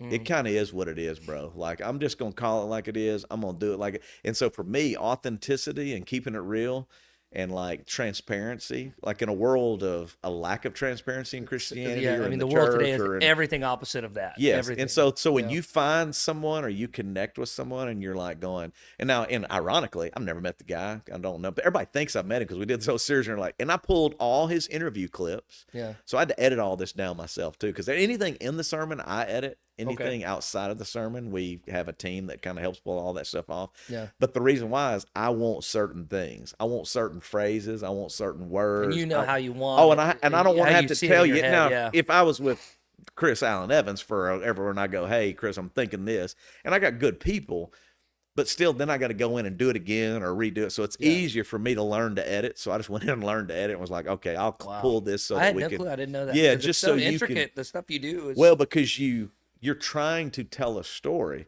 So when someone's a great storyteller, whether that's through music or through interview or whatever, you want to capture that. And Jelly Roll, what makes him great, I took him on Howard Stern, and everybody's like, "How did you?" I'm like, "Don't worry about it. I can edit, bro. I know how to drop them out. I'm a cussing pastor. I can pull it out of there if I need and to." Howard Stern is way more PG than he used to be. Yes, you he know? is. But what I love about Howard, he pulled things out of him that other people didn't pull out of him. I think he's the best interviewer of all time. But there was another guy, an Indian guy. That interview, and I'm sorry, I cannot remember this guy's name. Jay Shetty? Okay. Jay Shetty, I think's his name. Phenomenal. He's got a great first name. Yes. That could be the Triple J show, the triple threat. JJ and Is Jay. he available? Come on. Look What's at it great? But phenomenal, because it's just like you're doing now. You're trying to pull stuff out that nobody else necessarily knows or you haven't heard or they've not been open with or whatever. Yeah. Which made it easy to put it into a series, because I'll see people out. I'll be at the grocery store and I go, "Hey, man, that series got me." I'm like, "Cool, man. I'm glad you listened." Well, it wasn't me, really. It's the fact that Jelly Roll said something or pulled something out. Yeah. And his lyrics are in there, man. When you're writing, "I'm not okay," you know. Have you heard this song? What Saved Me is his That's a the big one. original, but Huge, yeah. have you heard the collaboration he did with Eminem? Yeah. Amazing. gotta Like look- just the concept behind And it. and you know what's crazy is Jelly Roll said, he said, as soon as I wrote it, I said, "This is an Eminem song." Wow. And he said, He's a I Detroit guy. want he said, "Oh, Yeah. I want him." And Eminem actually did what he said he wanted to do with the song. It's like he made the chorus the verse and the verse the chorus, or vice versa, because it's just the way you hear it. It's amazing. I was listening to that entire album, the latest Eminem album, and that one comes kind of out of nowhere. Yeah. And it hits you hard because it's just good. And the I way would he took- only expect that from a rapper like Well, yourself. what mean, can I say? I'm sure that Eminem is probably, he may call you up. You want to know why I stopped rapping? Yeah, this is an interesting thing. Just to put a bow on that one, and of course, never bring it up again. No, I will never let it go. No. I was starting touring, like just soft Right. touring. So churches would reach out, they'd Yeah. have conferences or they'd have their big events, and I'd do something, and no one knew me. So it's like Right. I was just some kid Yeah. rapping. Looking back, I was probably even worse than I remember being. I know But- the feeling. I'm the same way. Man, but no, I had my first daughter out of wedlock, and I felt like a hypocrite. And I was come like, on. yeah. So I said, I can't do this anymore because, I remember that vividly. And Casey was like, trying to convince me to Sure. keep doing it because it was going so well, and I was like, well, now I can't do it because now I'm fake. Now I'm what I, in the songs, Yeah, but see, that's what to me, the beautiful thing about Christianity Mm-hmm. is like, I think that's what's so jacked up about it, is people have a perception that it's perfection, or that you have to be perfect, or that you have to get it all together. That's why I love Jelly Roll. And that's why, like I would say to us, like, dude, if you have to be perfect to be a mouthpiece, then nobody's going to be the mouthpiece. yeah, Because there's nobody on this side, me included. Like, there's no way. Like, if you get down into the dirt of who everybody is, there's always something that doesn't honor God, whether that's public, where a kid comes out and it's a beautiful blessing and that's part of what course. God's given you. Absolutely. But then you're actually believe in your mind, well, no, that would be a hindrance to what God wants to do, because then maybe I didn't do it right. When the truth is, the Bible's full of jacked up people making a lot of jacked up mistakes Yeah. that turn around, and it's what influenced us to believe what we believe today. I mean, you have like King David, who hooks up with a naked woman on the roof, son. I mean, that's what I'm talking about. You're talking about going next level. Yeah. But yet he's living the dream. Yeah, but he's the next one that says, Yeah. but he's a man after God's own heart. you know. And so like we wrote a song, like my band, off of King David. It's called Creating Me. And that's because me and Greg, he's a Shreveport policeman, the Wolf, he's a great friend. Okay, he was in our Christian band. We've traveled, we've done all that stuff too. But he plays every week, Simple Church. But we keep it real. I mean, like, it's an honest thing. But we wrote that in Chattanooga, Tennessee. And it was basically a cry out like, hey, guy, you got to give me a new heart because I am jacked up, bro. Wow. Like I am not who they think I am. Yeah. And I am not who I want to be. And that's what to me is like, it's not about saying like, man, oh, I got it all together, or this perception of that. And that's where you being young, I totally get it because I was the same way. Right. That's why you want to try to change that narrative to where you go, look, no, man, your mistakes, what you think is a mistake, may be the very thing that God uses to propel you to the very place you're supposed to be. And Jelly Roll's a great example of it the right now. Perfect example. Yes, and that's where I go like, thank God for new mouthpieces for Christianity, is because it's not the dead, empty church, man. It's the life-changing Savior in Jesus that really does jack people up in a good way. Yeah. And you need more people going, dude, I can do that. I can't do that, church. I can't really be that judgmental, and I don't want to be that. But man, I certainly need the hope, and I need that encouragement. I need to find that place to be able to go like, no, man, I'm accepted here. Yeah. And I can work through that, and God can use me. And you're talking about a bar guy who sold bikinis. You know what I'm saying? That And skateboards. Yeah, right. And skateboards. Respectable. Yeah. And condoms, though. We sold condoms, too. So back in the day, let's don't leave that up. You knew gadzooks, let's keep it real. Yeah, let's be honest about Yeah, it. let's keep it real. So Wow. why do I say all that? Is like, people used to think, even when I worked there, they were like, you know, how do you work here? How do you? I'm like, look, man, it's an opportunity for me, honestly, to love on people. I love what I get to do, to hang out with people I probably wouldn't hang out with. Yeah. And then I'm actually more comfortable in this environment and in a bar environment than sometimes I am in a church. And people find that hard to believe, but it's pretty cool for us that Simple Church now is launched back in the church. I mean, the bar that we had church in. We renovated a bar, and that's where church is. It's the old bar in the boardwalk. And people are like, oh, man, that's kind of a cool story. And I got to tell this story. I don't know where we are on time, but let me just tell Plenty of it. Let me tell you why this is such a big deal. So if you're listening, and we've gone through all this stuff, number one, you want to be a problem solver. So like if you're in the world, no matter what you do, if you solve problems, it's a great thing for the universe. It's a great thing for your community. It's a great thing for the world. So as Christians, we should be problem solvers. So let's just start there. The problem is most Christians are not problem solvers, they're problem causers. So they kind of stand up and they make these things, and it makes some of those things more difficult for people, as opposed to helping them to get to where they need to go to change or whatever's going to go on. And you go, well, what do you mean? Well, I grew up in church. Everything was no. They caused problems for everything. Like you were joking about me walking up on you and you were smoking. Yeah. Okay, you were like, man, they're going to judge me or whatever.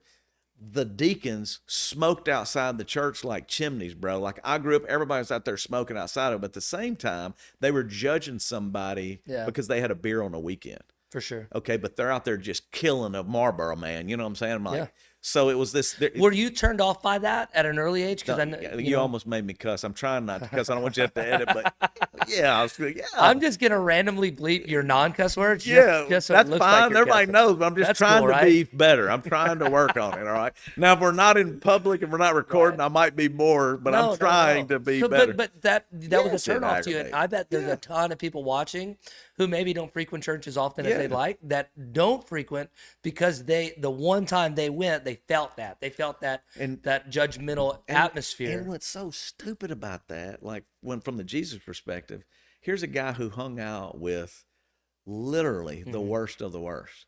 Everybody that he pulled in, go if you read it and look at it, but I mean, you're talking about from a prostitute to guys that were murderers. You had people that were stealing from people. He's thugging, man. And what's crazy is like everybody's like, no, we've painted him into some picture that really is not reality. Now, it may be somewhere in the middle of what it really looks like, but you have documented cases of what's happening. I say all that. I'm going back. So everything was no in the church. Everything. Like if you try to like, no. What it makes you want to do the opposite. You're like, man, whatever. I ain't doing all that. Okay. So we launched Simple Church 2007. We're in the theater. We launch in a movie theater. What's really cool about that is that's where some of the movie stuff happened. Is I have the largest way to communicate through moving pictures that no one else is even looking at in 2007. Yeah. So if you go back and look at it, when people go, where's it come from? You don't have movie screens in in churches. Right. But I was able to communicate by using the large format screen to communicate the message. Yeah. We run out of space. We don't have any room. Can't get any space. So How quickly did you run out of space? Pretty quick, within the first year. It called on Simple Church. Yeah. And that's a whole nother topic because like I ended up speaking around the country on behalf of theater churches like Orlando and New York and California, Burbank, because that was kind of a new movement at the time. They were trying to figure out how to do that. Yeah. So we did all that. National Cinemedia, who we worked for during that, which is everybody from AMC to Regal to all of them. It's the national the advertising branch and overseeing branch of all movie theaters. It's called National Cinemedia. So, we did all that. We come back though, and I'm sitting there going, okay, we don't have any room here. So I'm walking the boardwalk. Okay. Past Cumulus. What's up? Going down there. Peace. At the very end, there's a bar. It's open and functioning at the time. And I'm like, now remember, I grew up in a bar. Now, if you don't know me, if you only know me as the pastor, you don't know my past, you know what's going on, you'd be like, that was really gutsy. I'm like, man, no, I'm kind of more familiar here. Kind of perfect. Yeah, this is kind of like cool. Yeah. All right, so this goes back to some mud mug stuff too. So I go up to the top, and I'm like, knock on the door. Now, remember, I was on church staffs for a long time. If you come to a church staff and say, hey, we'd like to have this event, this is why I love you, would you do this for us? No, man, it don't really work in my schedule. No, you really can't use our building. Man, that doesn't really fit what I'm about or whatever. So it was always no. Yeah. Okay, a lot of no's, man, in the church. Go back up to the bar and knock on the front door. Dude comes to the door, and I'm like, hey, man, my name's Justin. You don't know me, but, man, I got a church down here at the theater. And he's just looking at me, like, okay, whatever. And I'm like, I had crazy questions. Can we use your bar on a Sunday morning? He goes, do what? What? I'm like, dude, I know it's kind of crazy, but I'm out of space. I'm kind of in a bind. I'm willing to pay you. So I don't want to do it for free, dude. I'm willing to pay you. I just need to know, man, you got a pretty cool setup. I think we could really have another service here. So we'd do all our services in the theater, but then we'd have another in the bar. He's like, hold on a second. He turns around and walks off. So I'm thinking he's going to go get a manager. He's going to go get the ball. I don't know what he's going to do. Yeah.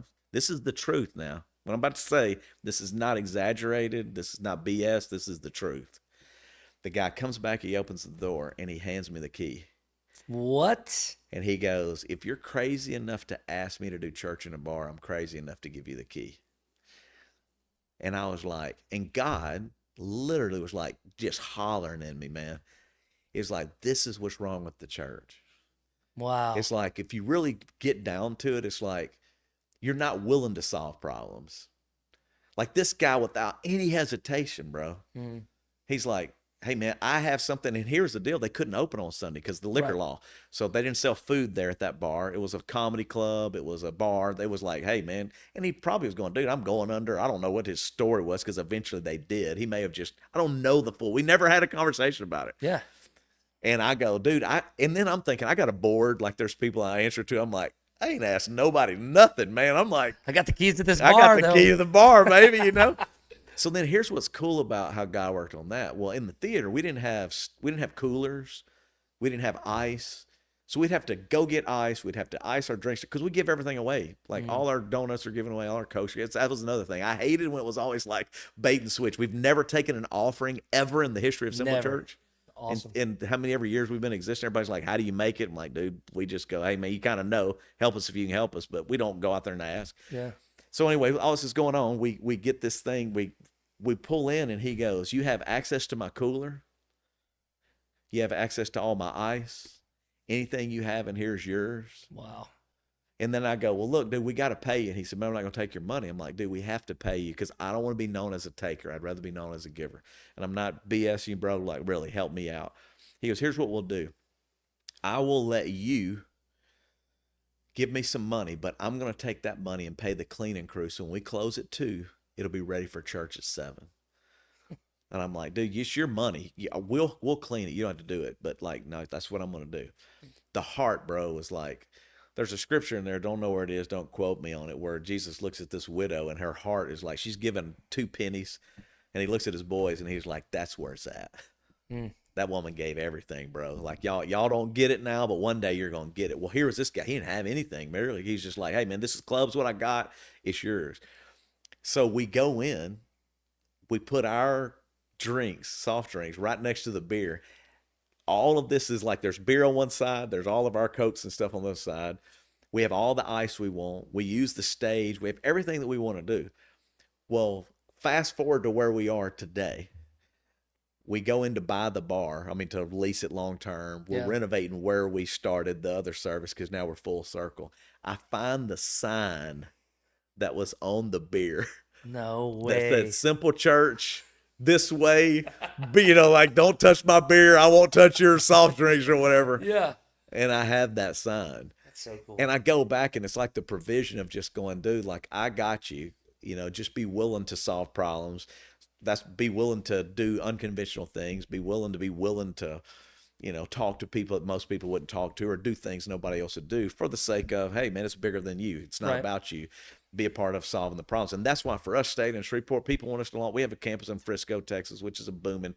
That's where the captains went. You know, they went to, you know, they got all this stuff. They're like, man, why don't you just move to Frisco? I was like, man, this is our hometown, man. Yeah. It's like, we're going to be here. We want to be here. We want to make it better. We're going to keep trying to be problem solvers. I mean, we just, whether that's locally or globally, you know, we're giving away bikes to kids in schools and helping first responders. And during COVID, feeding all the doctors and nurses in every hospital in this city. Why? Because, dude, you just don't want to be known as a problem creator. You want to be a problem solver. You want to try to make a difference when you're here. Yeah. And, you know, that's what's been cool to me. Is love like not knowing that I'd be doing it. You know, you're like, oh, it's cool, man. All right, God, I get it. You have a sense of humor. You got a Christian rapper and an old Christian rocker. Here we're doing the J&J show. Perfect. Right? Oh, yeah. In a Christian beatbox. Yeah, guy. Don't forget Chris. he does it as well. We all have our talent. I'm gonna look it up though. No, bro. you're not. I'll go and delete it all. No, I'll delete it all before. The good thing you about leave. my career in Christian music is before the internet. There's no internet stuff out there. I can't even I can't even tell you the password to that account. But I'll find it all because still I up know there. people, man. I have a couple. I want to talk a little. I have some questions about Simple Church and maybe some statements as well from my experience. Even before I met you, I went to Simple Church quite a bit because I could wear a hat there. Yeah, you can. I had some guy. Hey, I'm in. I just went in. We had a funeral recently. It's a sad story. You know, young guy, man. That I know his parents. He used to buy all the stuff at Gadzooks, but his mom calls us like, hey, as soon as we renovate the building, she was like, can I have the funeral there, like a cremation? He was cremated, but like a celebration of his life. I'm like, yeah, man. So we're having this, and this guy walks in the hat and he takes it off. I said, hey, bro, you're safe here, bro. Keep your hat on. He's like, really? I'm like, really, bro? Let that stuff go. You know? I'm probably still super self-conscious about it to this day. But one of my hair, when I first started losing it a little bit, I mean, I was young. I don't know anything about that. No, you got a great head of hair, man. You kidding trust me? Yeah, wait till you see that '80s pictures I send you for that for the YouTube side. Let's put it up on the screen again, just so everyone can see it again. Yeah, sure. When we were going to church, Casey wanted to go to church, and I had always gone to Shreveport Community. Yeah. I got a good story about that too. I can't wait. I definitely want to talk about that too. But you can't wear hats in there. And I forget. I mean, I was so self-conscious about my hair here, and I was on television back then, and it was just a bad time. It was a bad time in my hair life. And she said, "Well, why don't we go to Simple Church?" I said, "Well, what's Simple Church?" She said, "That's the church in the theater." Right. I said, "Okay, if that's where you want to go, let's go there." And she was like, "No, you're gonna love it because you can dress how you want to dress. Right. You can wear a hat. You can." I want to get back into Simple Church in a minute, but before I do, I feel like there's one part that we didn't get to, and that's the part in between Rocker Justin and Pastor Justin. At what point do you remember the day, age where you said, I want to be a preacher? I think I want to pursue that, and what caused it? It wasn't clear. So what I'll say is I moved from here, quit Gadzooks. Thank God for Peggy Irwin. She works at Bass Pro now. She was my district manager at Gadzooks. She runs Bass Pro now. She just sent me a little gift this past week. Another long-term Shreveport person. But Peggy says, hey, you go chase your dream in Nashville. We go to Nashville. We work for a band called Jeff More in the Distance, Forefront Records, which is DC Talk, Christian rap, Audio Adrenaline, rock and roll. Rebecca St. James, who is the big sister for King and Country, who's working with everybody in music now. For King and Country are her brothers, who Dolly Parton, I mean, you name it. They're with there. They were just in CMAs this past week or 2 weeks ago. They do everything. All of those people, excuse me, for Forefront Records. So that's who we worked for. So when I did that tour with them all 50 states, Canada 4 times in less than a year, man. We're rolling. They were nominated for a Grammy that year. You kind of see Christian music at its pinnacle.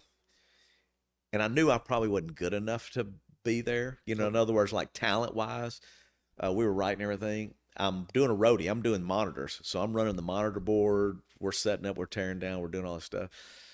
And then I was really at epiphany of like going, this is probably not what I'm going to do the rest of my life. So I moved back home. How old were you? I don't really remember, but mid-20s, Okay. something like that, maybe late 20s. Got long hair. I'm talking about really long hair now. I'm talking about past my, Love that. I mean, I'm talking about rock and roll hair. Yeah. No one will hire me, okay? Because it's Okay. like, you got no hair. I mean, you got long hair. Nobody's going to do it. I had an old friend that was a music minister at a church over in Shreveport, and he said, dude, you can be my janitor. This is the gospel. So I become a janitor at a small Temple Baptist over there on Florida or Lucas or somewhere out there. Yeah. And I'm mopping the floors, man. Wow. Going, what in the hell am I doing? Like, this is it, though. Okay, you've gone from you're going to do this to you've gone to Nashville, you're mopping floors, and me and Alan get together. We're like, man, let's at least go and start seeing if anybody will listen to music now. Because time had passed. In the 80s, no one really liked music in the church other than like charismatic churches or charismatic. Some people don't know what that means, but like, like First Assembly at the time before Totally, Shreveport yeah. Community. Those are the only ones that had drums. Non-denominational Yeah, types. non-denominational. So we were going around, but nobody was really hiring. Denny at Shreveport Community, but then First Assembly, let us do some crusades with him. So it kind of helped open the door. He'd like, hey, I'll speak, y'all play. That's cool. Okay. Broadmoor did a little bit. Tom Harrison was like, hey, man, y'all play. We'll help you buy some equipment. So we had some little wins, but nothing really. I couldn't make a living. Yeah. But when I was with Jeff Moore, our first stop was in Dauphin Way Baptist Church. We had a big church in Mobile, Alabama. The guy that was the youth pastor screwed me over. He didn't help me unload the truck. He didn't have a team. So I burnt my mind because he kind of burnt me. That guy, his name was Stuart Hall, moved from Mobile not knowing this was my hometown. Took a job at First Baptist Bossier. Okay. We moved from Nashville. I had gone around. No one would open. No one let me work. No one hired us, whatever. I got there. We walk in the back, and I don't know that he's the guy. Yeah. You're just going in. We just walk in, and he's There like, he is. He goes, man, you look familiar. Wow. And I'm like, man, you look familiar. And he goes, man, I was at Dauphin Way. And I'm like, you're the guy who screwed me. And he's laughing. He was like, I've been looking for you and all he over goes, the country. And he goes, I owe you a favor. Wow. And they hired us to do music on Wednesday night. And it turned that they were all upset because it's rock and roll. We brought it back Baptist. into a Baptist church. And so the people were upset, whatever it is. But at the same time, this was now like the 90s. So by this time, it's 93, something like that, 1993. So it's starting to change. Christian music's starting to change. The industry's changing. The world's changing. You know what I'm saying? Like all that's kind of changing. So when that happened, that was my foot in the door. And it's kind of like what you're doing right now. When you don't really know, you go till you get the know. Right. Like you just start going down these doors like, okay, let's see if this opens. And if that closes, okay, well, maybe it's this one. And so. But at this time in your life, you're still not thinking about branching off and pastoring. No. That's not even a thought. No, I'm thinking, here's what my thought was at that point. I'm going to go get my college degree. I'm going to be a coach again.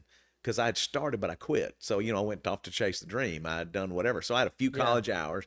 I said, I'm going to get my kinesiology degree. I'll be able to coach because I couldn't play baseball. I can coach it. I can do whatever's going to go on. And then I'll do music in the summers because I'm off. Yeah. And that'll be the life. I'll coach, and then I'll go do music. I'll coach, and I'll go do music. Wow. And then the next thing you know, when I'm there, the opportunity lends itself. Hey, man, would you do this? Would you mind taking on this role? Would you mind taking on this role? Well, 16 years later, I went from janitor to music guy to family pastor, not knowing that's what I was going to do. And you only say yes because you feel like that's what he's asking you to do. Yeah. But you don't always like everything, and you don't always agree with everything, but you always learn. Yeah. So there's always something you're pulling from it and going, nah, that ain't cool, but this is cool. Or, man, that was really cool, but how am I going to apply it? Well, then at the same time, this is a whole nother story. There's a church on the East Coast launching called North Point Community Church, and there's a coast on the West Coast launching called Saddleback. Well, I ended up having connections at both coasts. So East Coast was doing East Coast was doing something different, West Coast doing something different. But Central in the middle, behind, we're late. They come from the coast before we ever get it. Of course. So I was flying to Atlanta, seeing what was happening in Atlanta. That was Andy Stanley, North Point Community Church, ends up being a huge church and growing off. Andy's similar. He was a Baptist kid who went non-denominational. West Coast is Rick Warren, happened to write a pretty important book called Purpose Driven Life. His youth pastor, Doug Fields, was a friend. Yeah. So, man, I'm more of a West Coast guy just by vibe. Well, than East you're Coast. going out there for what reason? You're going to Atlanta just to see what's happening? It's kind of Just a to crazy see the story. movement? So it goes back to Christian music. So there was I gotta tell. This is we're going to be way over. You're going to be. There's at 2 no hours. such thing as over, really. It's All right, so we're here. my senior year in high school, I'm at a small Baptist church. They decide to take a senior trip, like everybody does. Right. It's West Side Baptist on the west side of Shreveport, right by Oak Terrace Middle School. 4 people on this trip.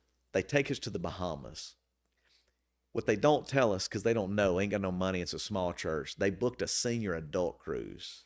Oh, This is no lie. I almost cussed again. Yeah. Okay.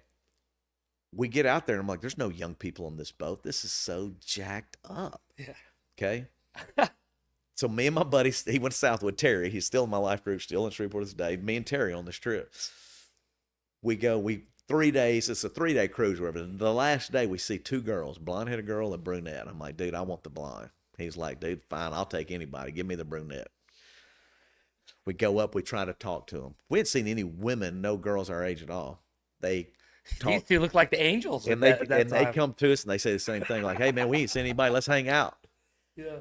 So the blonde wants to talk to my friend. She don't want to talk to me, so I get stuck with the brunette. Okay. Okay. I'm not happy about it, but whatever. Her name is Christy. We hang out the day, nothing, no big deal. At the end of the day, she's like, hey, I think my mom wants to meet you. And I'm like, I don't want to meet your mama. Yeah, I got sorry. a rock band going on now because I'm graduating high school. I've got this rock band started. We're playing a little bit, because remember, I was underage going in. Now we're kind of launching. So she goes, just come meet my mom. I go to the top level of the boat, meet the mom. The mom looks at me and she's just like, what do you want to do with your life? What? And I got long hair, rock Yeah. and roll. And I was like, look, man. She goes, I hear you're a Christian. Christy told me you're a Christian. I'm like, yes, ma'am. I definitely believe in the Lord. Yeah, I got. She goes, well, what do you want to do? And she's like, well, I mean, I don't know. Like I told you before, I didn't know. She goes, if you will come to Atlanta and I will pay for it all, I think what you're going to hear could change the trajectory of your life. And I'm like, whatever. I've never been on a plane before in my life. I've only been in Shreveport, Bossier. I'd never gone anywhere. I go back home. The cruise is over. I go back home. This woman's calling from Atlanta, calling my house. My mom's like, I don't know who the hell she is, but she needs to stop calling this house. This woman says, I'm not going to stop until you say yes. My mom goes, I don't know who you are, what's going on. My mom listened and watched one person on television, Charles Stanley, because it was kind of like the guy. Yeah. Charles Stanley kicks on. It was Andy Stanley, Charles Stanley's son. She said, fly to Atlanta. I meet him. I pray with him. He prays over me, basically says like, hey, man, I feel like God will do something one day. He had a band. I had a band. He didn't know he was even going to launch the church at the time. I didn't know I was going to do what we're going to do. And Yeah. that friendship and that connection started.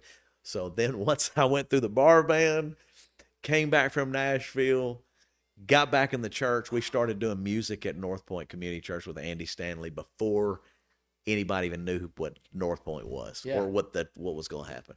That's the so- long, that's- short story. That's such a great story, though. But it's the so cool. same thing of just going, you just go with You just the, say yes and and see where it takes Atlanta, you. that lady paid for me to be on a plane for the first time in my life. I'd Wow. never flown anywhere. And I went back a few years ago. It's on YouTube as well. And I found that family and thanked them Yeah. and showed them what God has done since then. They were very tearful, I can't imagine. I you mean, know, because they don't have any idea. It's like, hey, man, we're pastors. How many thousands of people have come to church? Yeah, I mean, this is what you're doing now. yeah, this is, and they're just like, Wow. and what's crazy, she had one set of drums, a Thomas set of drums, which they were the bomb set of drums at the time. Mm. She said, if you'll leave the bars, I'll give you those drums and I'll invest in your future. You really are supposed to be doing something different. Yeah. That's kind of the backstory of really what set you What to are the go, like, odds? man, maybe I should, okay. And we've had a handful of stories that are just total what are the odds stories. Like, it's And now, you know what's insane. crazy is everybody's like, well, that's your story, Justin. But what I'm telling you is, it's like, he cares about all of us in that way, even like us meeting, even like what's going to go on. You don't know what tomorrow holds. You think you know, Yeah. but you don't know. Like we didn't know we'd be doing this podcast. I didn't know I'd meet Chris today. You don't know. So then you kind of go, there has to be something that is orchestrating that. And then it's kind of like with Jelly Roll. He went through really, really dark stuff. I bring it back to it because it's like, you think it's over. You think there's no future. You think God couldn't use you. You think, and I'm like, man, you're just limiting all of that. Like you have no idea. You thought back when you had a baby, like I could never do like whatever. And it's like, that's because in our minds, I'm like going, so you're trying to change that narrative to go, no, it's all he uses. Like he don't use anybody else. There is nobody else that's being used. They just make you think that. Right. And then that's the jacked up part of it. It's like, no, man, God has a plan for all of you. So all of these people, whoever listening, watching, whatever it is, same with our town, they're coming out of Shreveport. What good comes out of Shreveport? Nothing good can come out of Shreveport. And you're going, well, if we really stop, there's a lot. Look around. There's a lot of good that's come out of Shreveport. Can you tell me the earliest you can remember of Simple Church? Maybe when it was an idea, when it was a thought. How did that come to be? Oh, what during was that all like? of that. Yeah, I mean, during all of those times. So in other words, when you grow up in church and you don't like it, you always dream of a better way.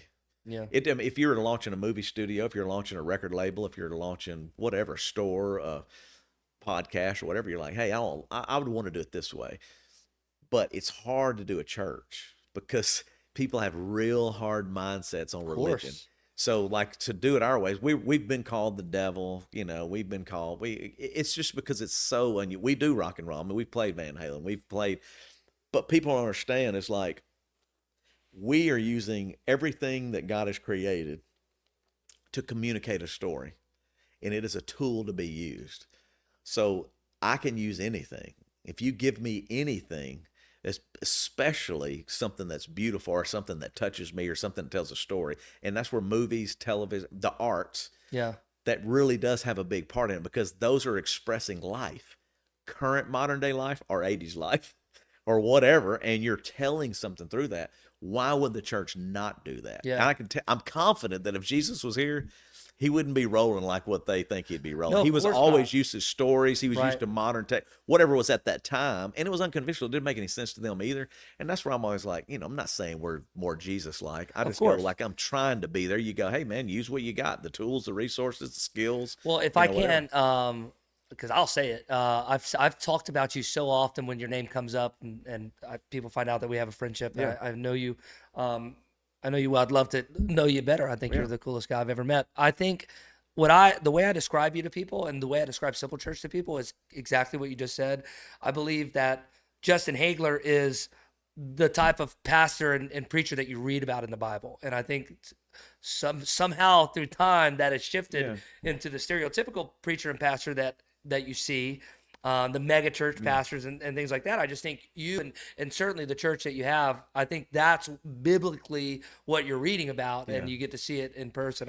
And not many preachers are like you in that regard. And that's a huge compliment, and I'm very, very thankful for that. And what I would say is we got a lot of work to do. We do. But the one thing that I'm proud of, or that is like yesterday, we're right at Christmas season, one of my rock and roll friends from Nashville, you talking about next level. His name is Will McGinnis. He's a credible bass player.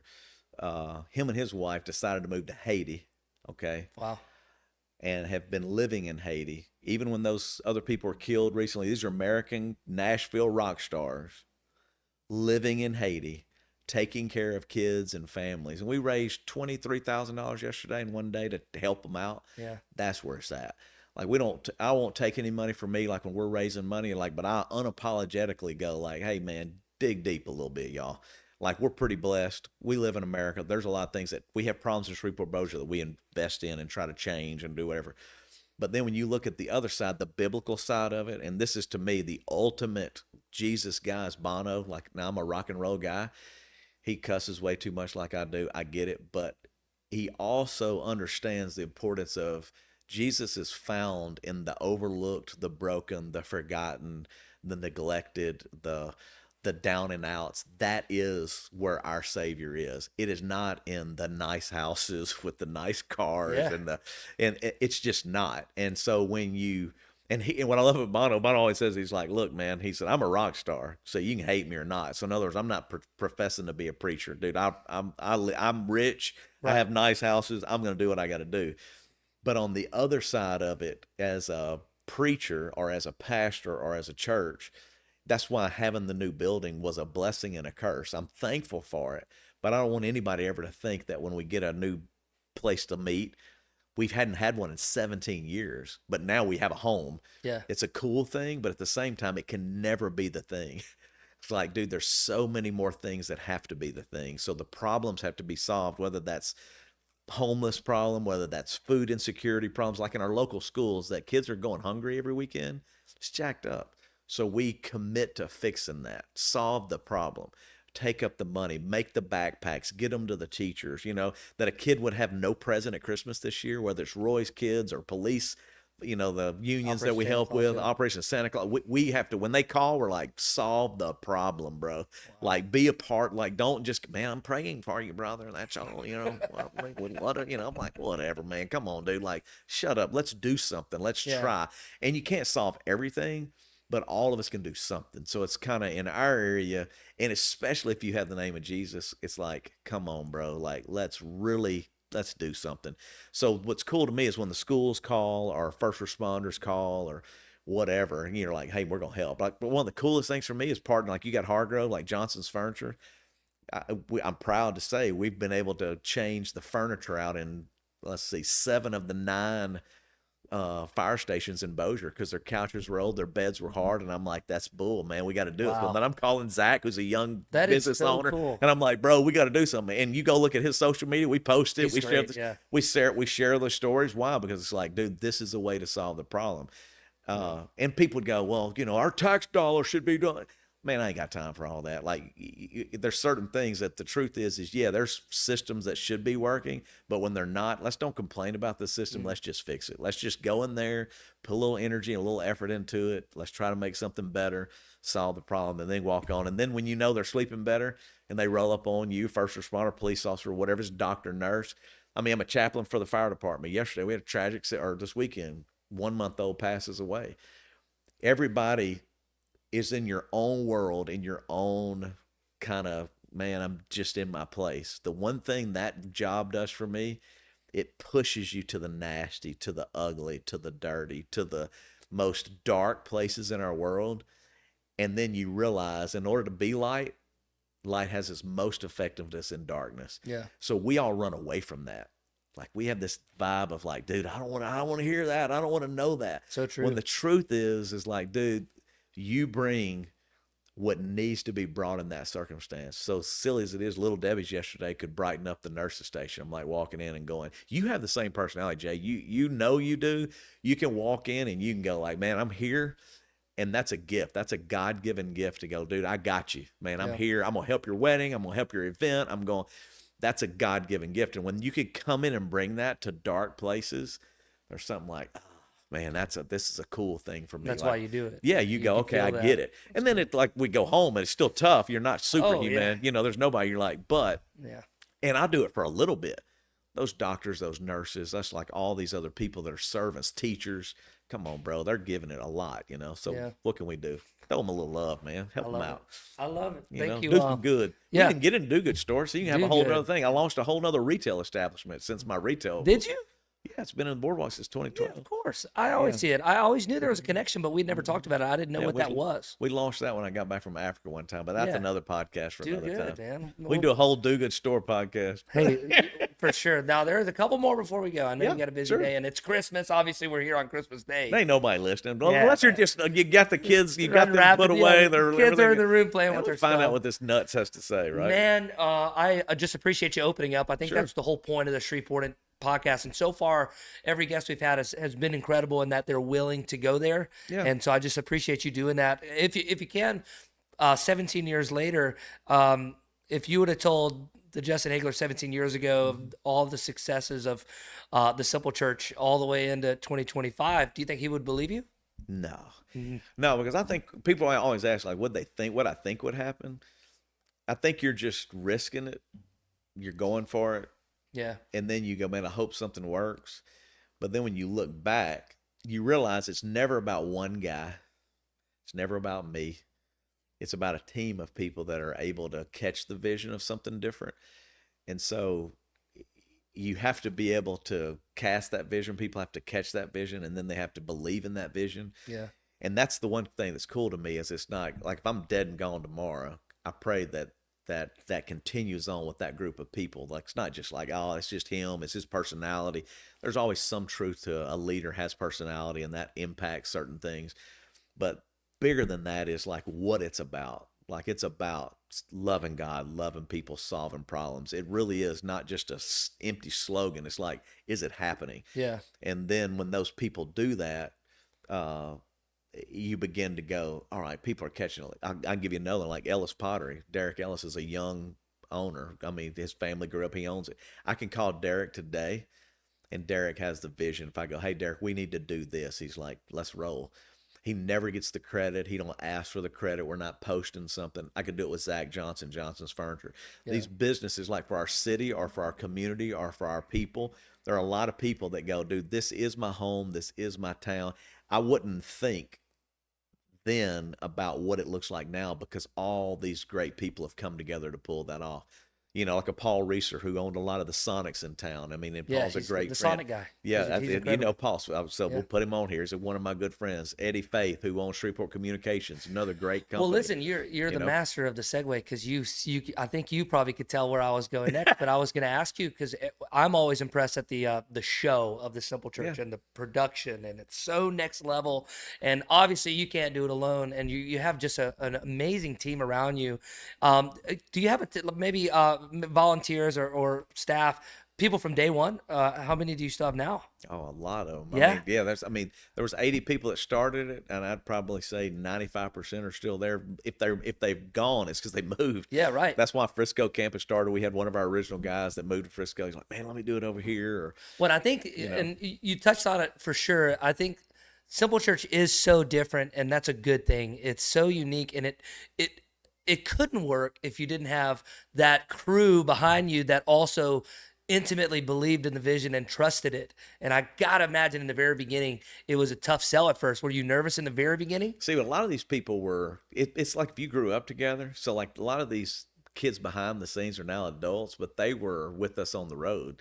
Yeah. So like, you know, they did the band. They were the front of house or monitors or lights for us. Right. So they know who we are. So it's like you kind of go like, no, I get who we are, and I know who that dude is. Like he's not going to be.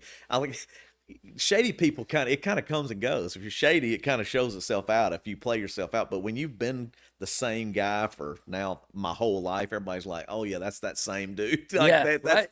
Well, those people article. that are closest who it is, well, they all hang in there, and then they believe in like, let's do it different because they believe the same thing. When you're talking and you're hanging with people, you're like, no, dude, I'm down with that. You're right. Well, here we have a chance to change that. We have a chance to do something about that.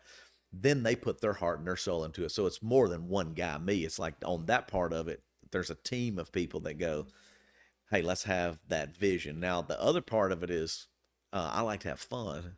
So church was never fun. So like if you look at our website, there's a whole fun section where we're making fun. We've done Goonies. We did Star Wars Christmas. We've done like we brought in C-3PO and R2-D2. There's nothing like it. No, because really. why? Because we're going, dude, we didn't have it that way. Mm-hmm. So if we're grabbing, we went out to L.A. to do the whole Star Wars thing, and I'm roving reporter on the road. But that's where you would be great at it. That's what it's like you're having fun with it, but then you turn it back into where someone's sitting in church like, dude, I never would have saw that. That's so cool. That's so fun. There's nothing like it, and I hope you know how unique that is. Oh, I'm thankful, man. Like Very thankful. I have heard 9,000 sermons, probably more in my life, and there's nothing like a Justin Haigler sermon though, because you really don't know. I think every Easter I ask you before we go, like, what are you doing today? Because just to see, because you'll give me an outline, and then just to watch you do it is it's artistic. It's awesome. You're being kind. Thank you. I am. Well, much like you, I grew up, I did not go to church every Sunday, but I was at a little bitty Baptist church right across from the trailer park. Yeah. And 5 pews on each side, but very Baptist. That's all I knew about church. Sure. I didn't even know there was anything else. I thought that was just church. And then when I went to Evangel, they started speaking in tongues. I said, what the heck is going on here? I looked around. understand. I looked around and said, "Can y'all understand that? Do y'all know like it? When does that language class Right. start?" It was really eye opening to go from Baptist to Yeah. First Assembly at the Yeah. time, and but even then for me, I remember the first time I went to Simple Church, I was like, "Well, this is different, Yeah. and this is cool." And that's another thing I just wanted to point out. At all my experiences, even before I started working with Simple Church, everyone that had the Do Good shirt on, or the Simple Church, and their staff or their volunteers, they all treated me the same way you treat me. And I think Thank that just God. shows that, what a great meaningful job you're doing. And I've always felt that way every time. It's a person opening the door when I walk into the Brookshire Grocery Arena. They all have that same energy, and you just don't feel that at every church you go to. Well, and that's the goal, man. You hope that'll happen. Trust me. You always tell people there's not a perfect church. If there is, don't join it because you'll screw it up. You know what I'm saying? 'Cause we're all pretty jacked up. Yeah. But you do hope. You do pray. You do go, man, come on, y'all. Let's keep it. How would you want to be treated? What's it going to be like? Yeah. That's why clothes, a lot of those things are very innate. I mean, they're put in at the very beginning because inside of us, we all really don't like it. Like, you don't want to treat somebody different just because of the way they dress. Yeah. But yet we do, or because of the color of their skin, or because of their background, or even their religion. It's like me. It's like, I mean, come on, man. Like, let's just try to love these people and let God sort that out. Like, I'm not great at it. Like, people ask me like deep stuff, like somebody be real spiritual. Well, tell me what your thoughts are on the speaking in tongues and your biblical. I'm like, dude, I went to Southwood. It took me 10 years to get out of college. You know what I'm saying? I'm a rock and roll guy. I got nothing, I got baby. nothing. All I can tell you is I'm trying to love them, and that you're making it difficult for me to even love you. You know what I'm saying? Yeah, but I'm trying to get there. Wow. Because But you're it's- honest about it, though. because and these most are pe- things people have argued about Right. or have different beliefs. Dude, I'm not here to try to change your beliefs, man. I'm just trying to hopefully get you to what I believe Jesus would do, and that is love you, and he'll let all that other stuff get sorted out, and then try our best to, as we say, solve problems, man. Try to be something positive as opposed to negative, because church for many times for me was negative growing up. Yeah. So you want to try to change that, whether that's cultural, whether using a piece of culture, or whether that's making you laugh. It's okay to laugh, or whether that is something that moves you. You're like, dude, I want to do that, or an opportunity to serve. I mean, we're in a lot of countries, Honduras and Haiti and Africa. And if you really want to get screwed up, and this goes back to Bono. I mean, I listened to him, Live Aid and all that stuff. It's another 80s reference. Just jacked him up. And it jacked me up too. You get out of this country and you experience things outside the walls of this great country, no matter what side of the political party you're on, no matter what neighborhood you live in, you're in the greatest country in the world, and all you got to do is leave it to know that. And people, we talk and everybody talks that, but go love and go serve on somebody else, and you'll come back and kiss the ground. And no matter what your beliefs is, it'll also give you a perspective. Your kids, when you're raising your kids, get them out of the country. Why? Because when they come back, the appreciation and the understanding and the mindset can change, and it doesn't change any other way. You can put them in little service projects, which are great, which we do. But when you get them out of the country, I took my kids to Mexico immediately. We're in the most dangerous city in the world, Juarez. And everybody's like, you're crazy. I'm like, dude, I'd take my kids there tomorrow. Yeah. And why? Because now my kids are like, dude, I get it. I took my kids to Africa, to Honduras. Why? You got to break them, man. You got to help them see people for people. Yeah. Love all people. Seeing how people out there are living, Yeah. And you love all people. Yeah. All skin colors, all countries, all backgrounds. Where in the church, let's be honest, segregated, opinionated. For sure. You know what I'm saying? It's some pretty nasty stuff in there. So we got some work to do. Couple more things. Sure. Man, he ain't never stopping, son. This is gonna be like We're if rolling. y'all are hanging there now, you're Well, really no, all I committed. can think about is your wife watching this and saying, he's talked for over an hour She now, lived and with me for almost and he's 30 brought years. my name up once. Tell me about Angie, man. Tell me how you did. How did you pull that off? Okay. Congrats. This is a long this is, yeah, Ovation, man. this is a long story. Angie did not grow up in church, went to Captain Shreve. Anybody that knows her, she was wild. Okay, way before my time. I don't know anything. This is why I love her so much, though, because she's not really a church person. So the reason we connect is I don't really like church people. Like, I struggled with it early on because I come from it. So I know that's why God put us together. But that's a little bit of like her high school and all that. She was previously married to someone from Shreveport. Okay, very successful. They lived in Southern Trace. They had a lot of money. They were very, very successful. Way all before my time. Okay. Okay. So she gets divorced. She gets engaged to another guy, very successful guy, gonna be another doctor. Okay, so she's with one doctor, going that dude. This is like a poor rock and roll guy, all right, Love a this. janitor. Yeah. You know what I'm saying? I have nothing. Maybe a coach if he really makes it and gets out of 10 years of college. All right. So I'm going to visit back in Monday Night Visitation. Baptist Church did Monday Night Visitation, which was sucky. All right, with a capital S. Nobody wants to knock on doors to strangers and go, "How are you doing tonight?" But we did it. The one positive that came out of it is her sister had visited the student ministry one time, and I knocked on her. I went to the house. Another radio guy, Matt Thompson. Okay, I don't know if you know Matt works. Matter of fact, with I think Tim and them a little bit. One of my good friends. We're riding together to go visit. Matt's sitting in the seat with me. We pull up, and I see this beautiful blonde. I said, "My friend, an angel has come before us, my friend." Finally, visitation pays off, And I'm like, dude, I'm getting out of this car quick. I'm going to go see what she's about. I walk up to the door, and the closer I get, she's rolling Espanol. I mean, and I'm like, blonde, fair-skinned, serious Espanol. Rolling. And I'm like, man, that's sexy, cuz. All right, I know what's up, but I don't know about that, but I likes it, all right?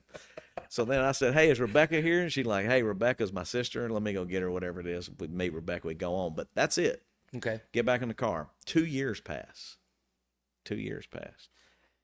Standing back down front. Back in the day, you had to wear a suit. You stood down front. You remember these days, Baptist church, all right? Just as I am, Lord. You like, get through this song? Okay. The longest songs in the world Okay. are Baptist songs. Well, yeah, so they're singing the songs. I'm just standing down front. I have just decided to go to Mexico for the first time in my life. Mhm.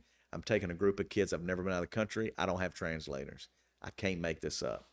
I look out into the audience of all these people, and I see that sexy blonde out there. And I'm like, that is that chick. You remembered her immediately. Oh, dude, how would you forget Yeah, that of course. face? Yeah. Or them tight jeans. Hey, Okay, cuz. hey. Hey, next. Hey. So I say, that's her. And so I'm like, dude, that's my translator.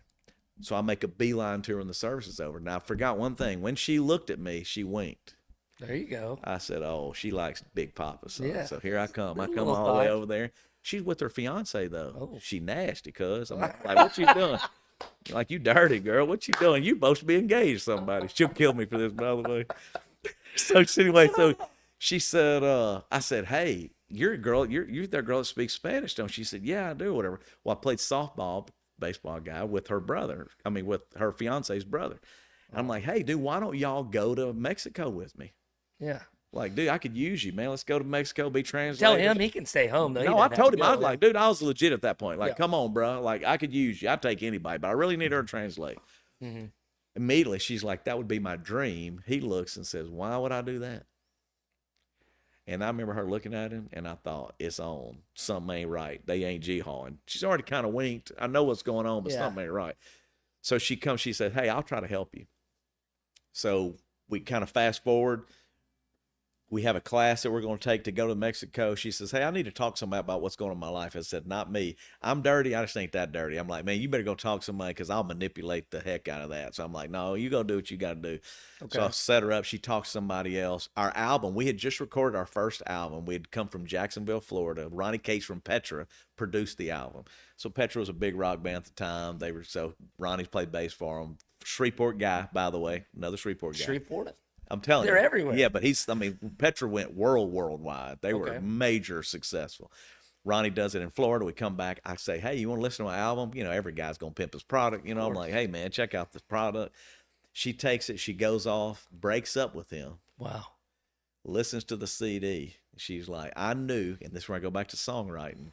She said, if this is your heart, that's what I want. It is your heart. Well, not many people can say that. If you listen to an album, you kind of go, okay, I get it. Mm. Creating Me was on there. I Need You. There's all these different songs. Well, we go on the mission trip in March of the next year. So she broke up in December. We go to Mexico in March. I asked her to marry me in June on the Empire State Building, New York City. No way. We are married in October, and it's 26 years ago. Oh 27 my years. gosh, dude. And you know why? It's a great and if story, you're man. looking for this is where we all screw up, including me. And this Mm-hmm. is where Angie is next level above me. the sexiest, coolest, most attractive thing about any human being is their ability to die to themselves. That is why in a culture we respect our teachers, we respect firemen, nurses. Why? They're willing to die. Military. Yeah. Okay, so we go like there's something that's honorable about that. That's a Jesus principle. Jesus said, if you're going to follow me, you're going to die to yourself. Yeah. Okay, so if you're in a marriage or you're dating someone and it's all about them, well, this is what I want to do, and this is what my dream has been, and it ain't too sexy. Yeah. It gets a little old. So when someone comes in and they go like, I'm dying for you. I will lay down my life for you. I will serve on that mission trip for you. I'm the front man of a rock band. I will be back there and I'll rub your feet at the end of the night. That is Angie Haigler. She is beautiful on the outside, but her heart on the inside is even better. And you got to wade through a lot of people to get to that. I dated a lot of people. There's some great people. I mean, I went through it. But when you find that, and the only way you know that is to be put in those circumstances. So when we went to Mexico for the first time, and you're in the middle of nothing, and you're building adobe bricks for kids that are living in an orphanage, and she ain't complaining, and she ain't griping, and she's like, what else we need to do? You're going, the whole time you're like, and not knowing that 27 years later it would be launching a church or launching a do-good store to help other people, because she's dying. She does a lot of the do-good store stuff. She dies. She don't get paid a penny. She does the social media. She dies. Having kids. You already know this. You have kids. What do they make you do? They make you die. They do. Certainly this time of year. Dying in your pocketbook, dying in your time. And this is the thing. But at the same time, when you experience it, it is a level and a connection that's unlike anything else. And so that's Jesus hoping we'll get there. Yeah. Like right now, Chris, he's dying because he's given up 3 hours of his life. Dude, you said I'd be here in a minute. Hey, that was makes you sexy, cuz you ain't nothing but just making it happen. And I only put an hour on his car outside, so he definitely got a ticket. That's all right. We got a ticket. We know people. What are they going to do, man? From your lips to God's ears. Oh, see, aren't you glad now that I asked the question though? Chris is like, no, I never knew that I'm story. just trying to get out of here. I had to know. But that's the truth. That's a great story. If you haven't, I'm telling you, it's the gospel. Yeah. And what I love about her still, I mean, like today, she'll die today without ever asking, man. And then I try to, I'm not great as she is, but you have little moments of death, but you want to live a life of that if you can. Yeah. I have two more. Just two. Good. And it's God, I don't think he's ever. This is the quickest one, and we ask every guest this as we end the podcast. Okay. If you can, I'm sure you won't have an issue answering this because you've answered everything perfectly. I wouldn't. Can you tell me the worst thing about being Justin Haigler and the best thing about being Justin Haigler? Ooh, doggy. Ooh, the worst thing about being me. Probably the fact that you're never satisfied. Like if you really look at, not in material items, but as in your accomplishments, what you feel like God wants you to do or what you personally want to do, you always are pushing for the next or better or more.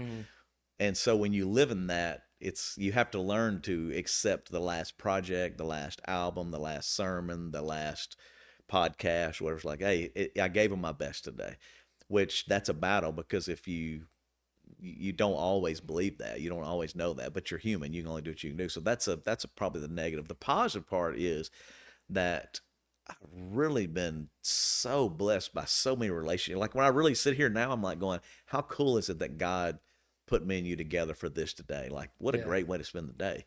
Well, every day's that way for me. Like it doesn't matter if I go to a scene and it's something bad, but yet I meet somebody good on the fire department side, or if it's in Mexico and you look at it and you go, man, sometimes me and my buddy Putty owns Putman Restoration. He's a good buddy. We've traveled the world together. We'll just eat ice cream and look at the mountain and go like, damn, it's pretty good, man. Cool. This is a pretty cool day. Yeah. So I look at all these blessings, that I've gotten from my family to the experiences to most people dream of that, And so in the relationships, I mean, when it all really gets said and done, everything else fades, but those relationships are what matters. And if it wasn't for John Compton, inviting me to go into a bar, I wouldn't be doing music, and I probably wouldn't be here today. It's nuts. You know what I'm saying? If Well, it, or if you weren't the cowboy at Southwood. if the girls didn't, Sharon Bowman and Molly, Yeah. Parsons on, they go, come on, you can do it. I'd never. So you don't know. You just look back and go, if Alan's never said yes to me singing in the band. I mean, you could go through all of these scenarios. Yeah. If I don't go on the senior trip, if I don't go on I don't get on the plane, I don't meet them. Well, you go back. Well, that's all cool. It's man, trust me, it's not. It can't be. Not No, all of it's that. not, man. It's not. And that's where it goes back to just do the next right thing. Say yes to the next thing. Go till you get a no. And then you look back and go, I'm telling my kids right now, my kids in the movie industry is trying to figure it out. They're all trying to figure out their past. I'm like, you can't mess it up. He loves you. He's got a plan for you. You're not going to screw it up. You're just not that important. Just go to the next thing. Like, I mean, really, you're not. Yeah. Like, just, okay. And Say yes and go. Yeah, say yes and go. That's And then cool. when that door closes, you'll go. It's like, and you can't control all the things that are happening. You just go, man. Yeah. Look, man. If folks are watching this, maybe they're just now getting to meet you for the first time, and maybe they've never even heard of Simple Church, or they've never seen. How do they plug in? How do they see what you're doing? What's the best way? Yeah, easiest place is thesimplecchurch.tv, thesimplecchurch.tv's website. You can go to YouTube, you see all that. I mean, I ain't good at pimping all that, but it's out there. If you want to see it in person, it's probably the best. It's at the Louisiana Boardwalk, 9, 10, 11 every Sunday, except for the one right after. We always take off between Christmas and New Year's. Okay. And the why we do that is so because relationships are more important than stuff, than product. Sure, like go spend time at the most important time with the people you love, including our staff and our people's like no pressure. Yeah. So January 5th we come back, but other than that, like it's there every other week. I mean, we're always there trying to solve problems. You know what I love about your services? What's that? 1 hour on the dot, baby. Hey, you know what's even we ain't better? running over. And you know what's even We better? gotta go eat. Yeah, you know what's even better than that? We've shortened them. Oh man. They're down to like 45 minutes. Hey, and your band's incredible. Yeah, we got the best I wanted musicians. to point that out at some point. I kind of Oh. forgot, but your band's awesome. Oh, you got Fosbury. You got they all rotate through. You're talking about Shreveport iconic names play Yeah. every week. And we want as many people. We played as many casino players, bar play, everybody. We're like, come on, bro, let's play. Ernie Chaney, phenomenal keyboard player from Nashville is playing with us right now. That's He's in awesome. from Nashville. He's like, hey, man, They're go play. so good, man. He's doing our whole they're Christmas Eve. I'm like, incredible. yeah. So I'm like, we're filming it. We're recording this a little early, but Yeah. But yeah, he did Christmas Eve. It's just, but they all like being around. It's like, hang out, man. That's cool. Let's hang out. I always give the toe an option at the end, so I'll give it to Chris Allen Evans. Chris, you got anything for Justin? No, I just He said, man, man, I mean, it's like I really appreciate meeting you today. Yeah, you know, that's awesome. Of course, I've heard of Simple Church Yeah. forever. I remember when it was at the Saddle Ridge. oh yeah, You know, that's it, man. That's our roots. yeah. So it's just a real pleasure to meet you and Nice hear to some meet of you. your ideas. And I think I agree with a lot of things Yeah. you say about Christianity, the industry of Yeah. it. And then also, you know, how you bring cultural things into your sermons. Yeah. I just love that. I think it's a great tool. So it's just my Thank pleasure. you. Thank you for being here. Thanks for sitting in. No, Come you on. couldn't get a better producer. He's the man. Right? Toe, take that. Take that, Toe. And the Toe talks in the third person, so at the end, he knows it's coming, so now I think he's preparing. Yeah. But in the first couple episodes, I didn't tell him, and at the very end, I would just say, Toe, what you got? And then the Toe thinks it's great to me, you know. But What I love about He's a Chris, pro. He's though, a is pro. really, yeah, it's like, but to do what you did in the last minute to help out, No, really, for sure. it says a lot about you, well, bro. listen, Thank you. I called Chris panicking because he's live switching. We don't do like you learned how to edit. I did editing too, and I Right. hated it. I Yeah. said never again. So we have a live switcher. So if you bailed, my plan was to try to do it myself, and that would have been horrible. Oh, It would yeah, have you'd been never a been able to wreck. do it. Camera would have been off the whole time. It wouldn't have worked. Thank you, man. Honestly, thank you so Hey, much. I love you, dude. Thank you. Pray for everything to work for you, man. You For sure. deserve success, and you're killing on, it. man. Thank you. Hey. That's the truth. Thank you. You do. Hey, and when we launch J&J podcast, it's gonna go even next level. 2025, man. It's going to be big.